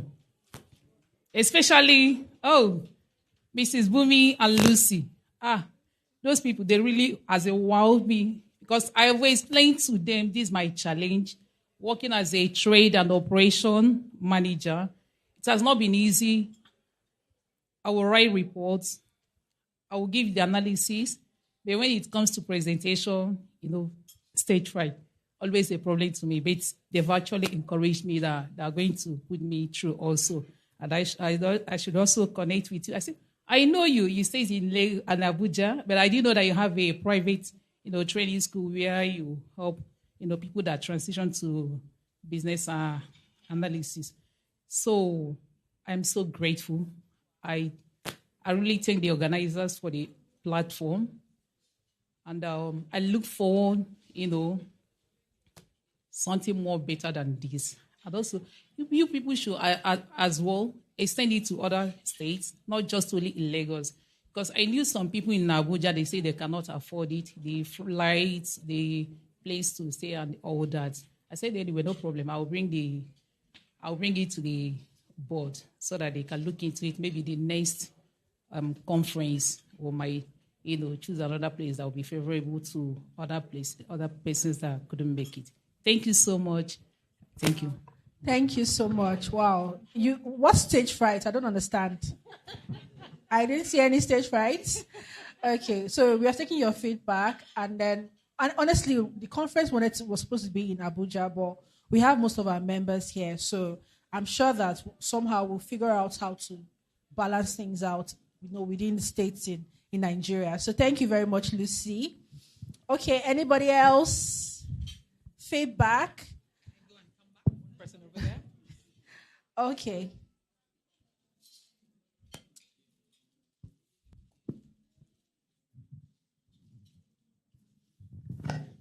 Thank you very much. Good evening. I think it's almost evening, everybody. I was thinking, should I talk or should I not? We said that in our section. And then I should talk. After all, I'm in BA seminar, right? Okay, thank you so much. The truth is that this is very, very nice. Yeah. The seminar was very impactful and inspiring. It was beyond my expectation. That's the truth. When I got the invite, after being certified, it was just basically, okay, let me upscale, get another certification because I was doing CIMA. I was like, let me do something different. And my job is very demanding. I work in the bank, so most time I don't have time. And when I got this invite, I keep the conference, you hear Australia, Florida, This was Nigeria. I said, okay, let me just try and just come today. There was no time to the invite. I think I should say that.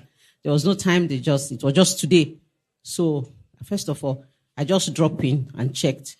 And they said it should be around 9. They weren't sure. And some people were coming in. I said, well, Nigerian time, let me come in around 10. But then I came late. And unfortunately, I missed the key speakers, the keynote speakers, which I would have really loved to listen to. But the presentation was very nice. The panelists, they did a very good job. The food was fantastic. The food, very important part. And then it's a mind shift for me, actually, because I'll take it more seriously right now.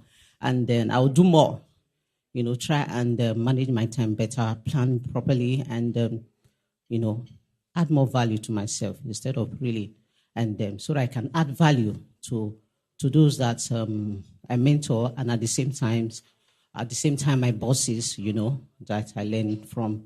So thank you very much for this opportunity. Thank you. I'm grateful. My name is Christiana Ide Agomo. Let me not forget to see that. Thank you. Thank you very much, Christiana. Can I say that I'm so proud of you because we were in the same group 3 together, and you're talking about stage frights and how you're getting scared. But look at you doing the damn thing. So congratulations. I look forward to seeing you speak in many other platforms. Okay. Good evening, ladies and gentlemen. Good evening. Yeah, my name is Buki, and I really want to appreciate the team because I followed through the process from the online classes with the president to this event. It has been very impactful and very educative. I really want to say thank you. And for the money paid, we even have more than what we paid for.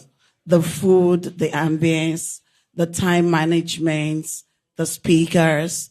It's awesome. Thank you and God bless you. And briefly, I would like to add this. Mr. Wale, if I'm not mistaken, has actually said my mind about membership. That what are we doing to allow the speaker? We need more people in this profession. Like you rightly said when I was doing my master's with LASU, by the time you're done with master's, you'll be given the opportunity to write your, what's it called?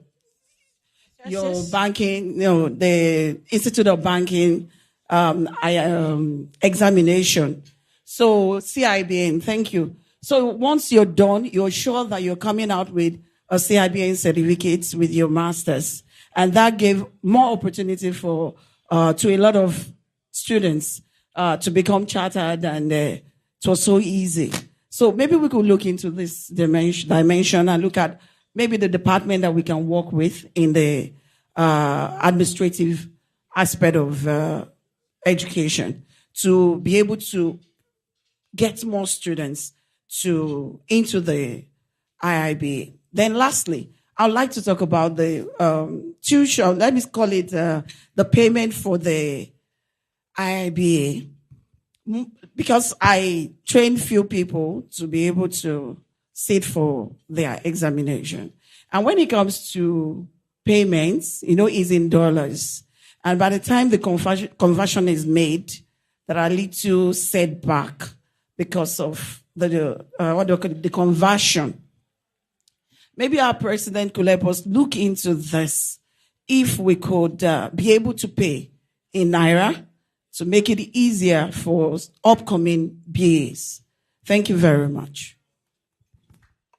Thank you. Thank you for that. Many thoughts have been said. Okay. We have some people at the back.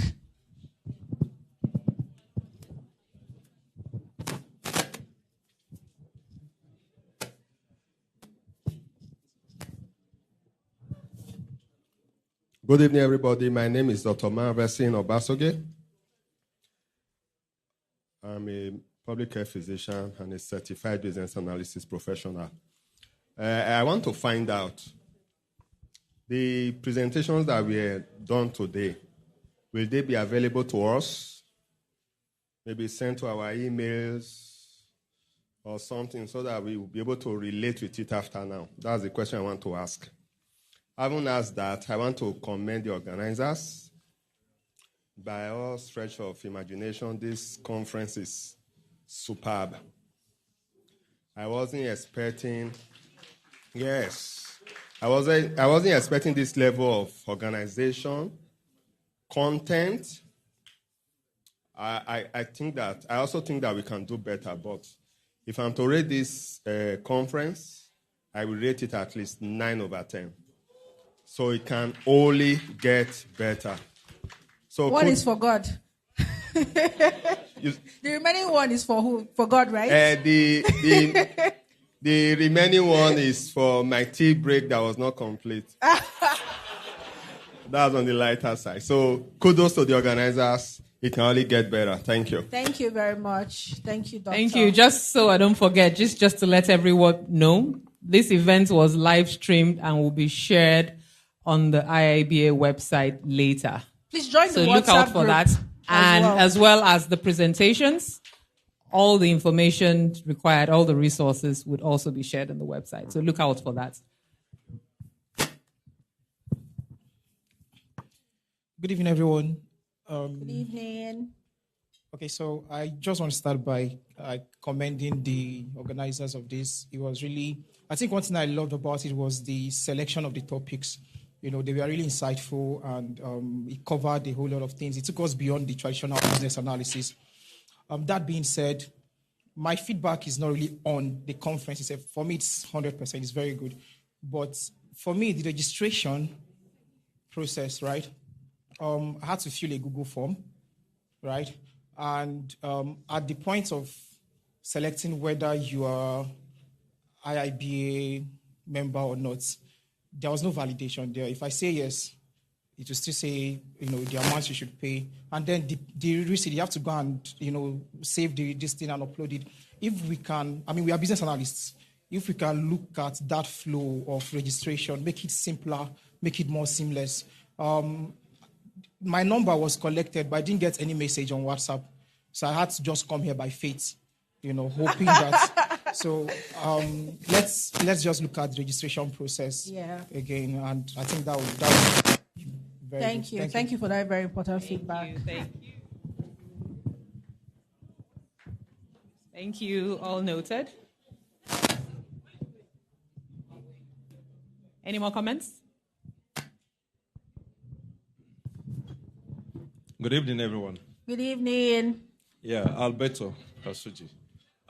Fantastic organization, and I want to lend my voice to my colleagues that have actually congratulated us in getting this done. That said, I want to advocate for more corporate involvement. Like someone talked about students. This is actually something that I'm very passionate about. I'm passionate about having younger ones, because the truth is we are all fading away. So, we need that army. Exactly, that succession. Yeah, we need that succession for people, for the next generation to take over, and they need to come like now.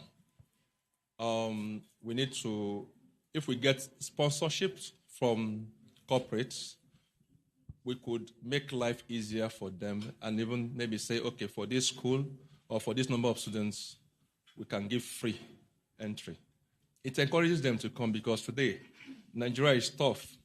Coming here, transportation alone stopped some people from coming. They wanted to come, right? So if we can involve more corporates to do something, no matter how small, we could use that to support a lot of younger ones so that we can bring more people into the fold. I think with that, we can do more for the future of IIBA. Thank you very much, and congratulations, everyone. Thank you. So you and Mr. Shea are on the same wavelength, so feedback taken. We'll come to you both for sponsorship for students. Sponsorship and financing. Okay, do we have maybe one more person and we call it a day? Okay. Good evening, everyone. Good evening. My name is Linda Chawa. This is my first time being here. My own feedback is around the registration process. I did mention it when I came in. So, like for me, I didn't get any email, nothing. And even the invite, the email I got, there's no place where I didn't see any time, so to speak. So I think maybe, it's something the logistics team just needs to look into. Yeah. That's all. Thank you. Thank you. Thank you. Thank you, thank you, thank you. Feedback I think that the major oversight on our part is that we assumed that everybody that was registering was following us on all our social media platforms where we talked about it. But we apologize for that. Yeah. All sorry. Noted, and going forward, we would plan better for the process and put in all the necessary information. Thank you for that. All right. Okay, we have somebody else. Yeah. The link that was shared isn't working, the WhatsApp link. Okay, it worked for some people, but I think maybe it's broken. So maybe he would reshare it and you could try to scan it. I think this is the link. Can you try to scan it now? So if you're not on the WhatsApp group, the WhatsApp group is our in-house community where we share information and where you have quick access to all of our events, even before you see them on social media. So it's a great platform to network as well, meet like-minded people. Please let me know if you're able to join.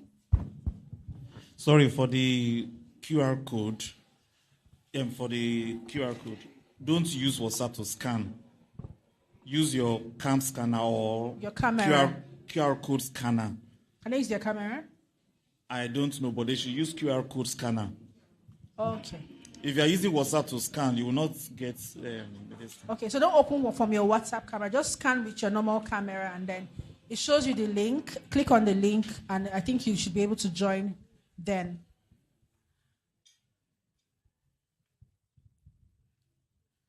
Okay, Madam President, I think I'm going to be inviting you to give us the vote of thanks and closing remarks.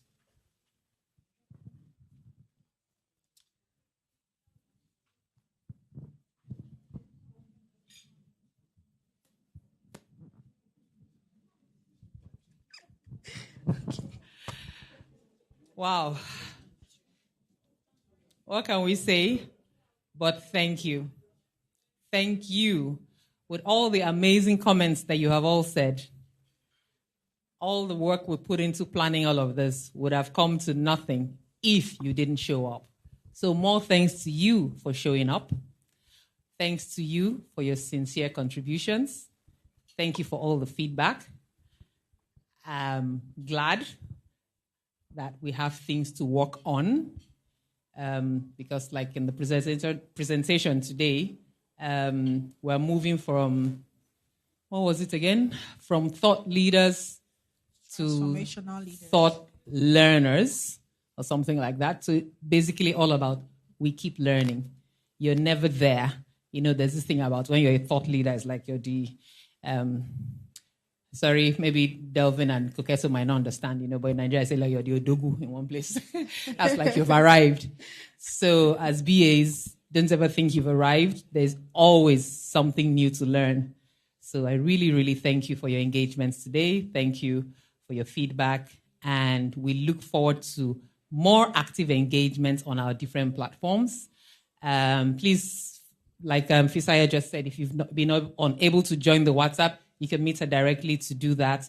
We have a lot of insightful conversations going on there. Tomorrow is our annual general meeting, and it's an elective AGM. And so we're going to have a new set of leaders who have all been listening to all that we're doing, and I believe they have thought through an amazing roadmap to take this association forward. So once again, thank you very much. And for those of you who will see you tomorrow. For those of you traveling back to your different destinations, we wish you journey mercies, and we look forward to connecting with you again soon. Thank you.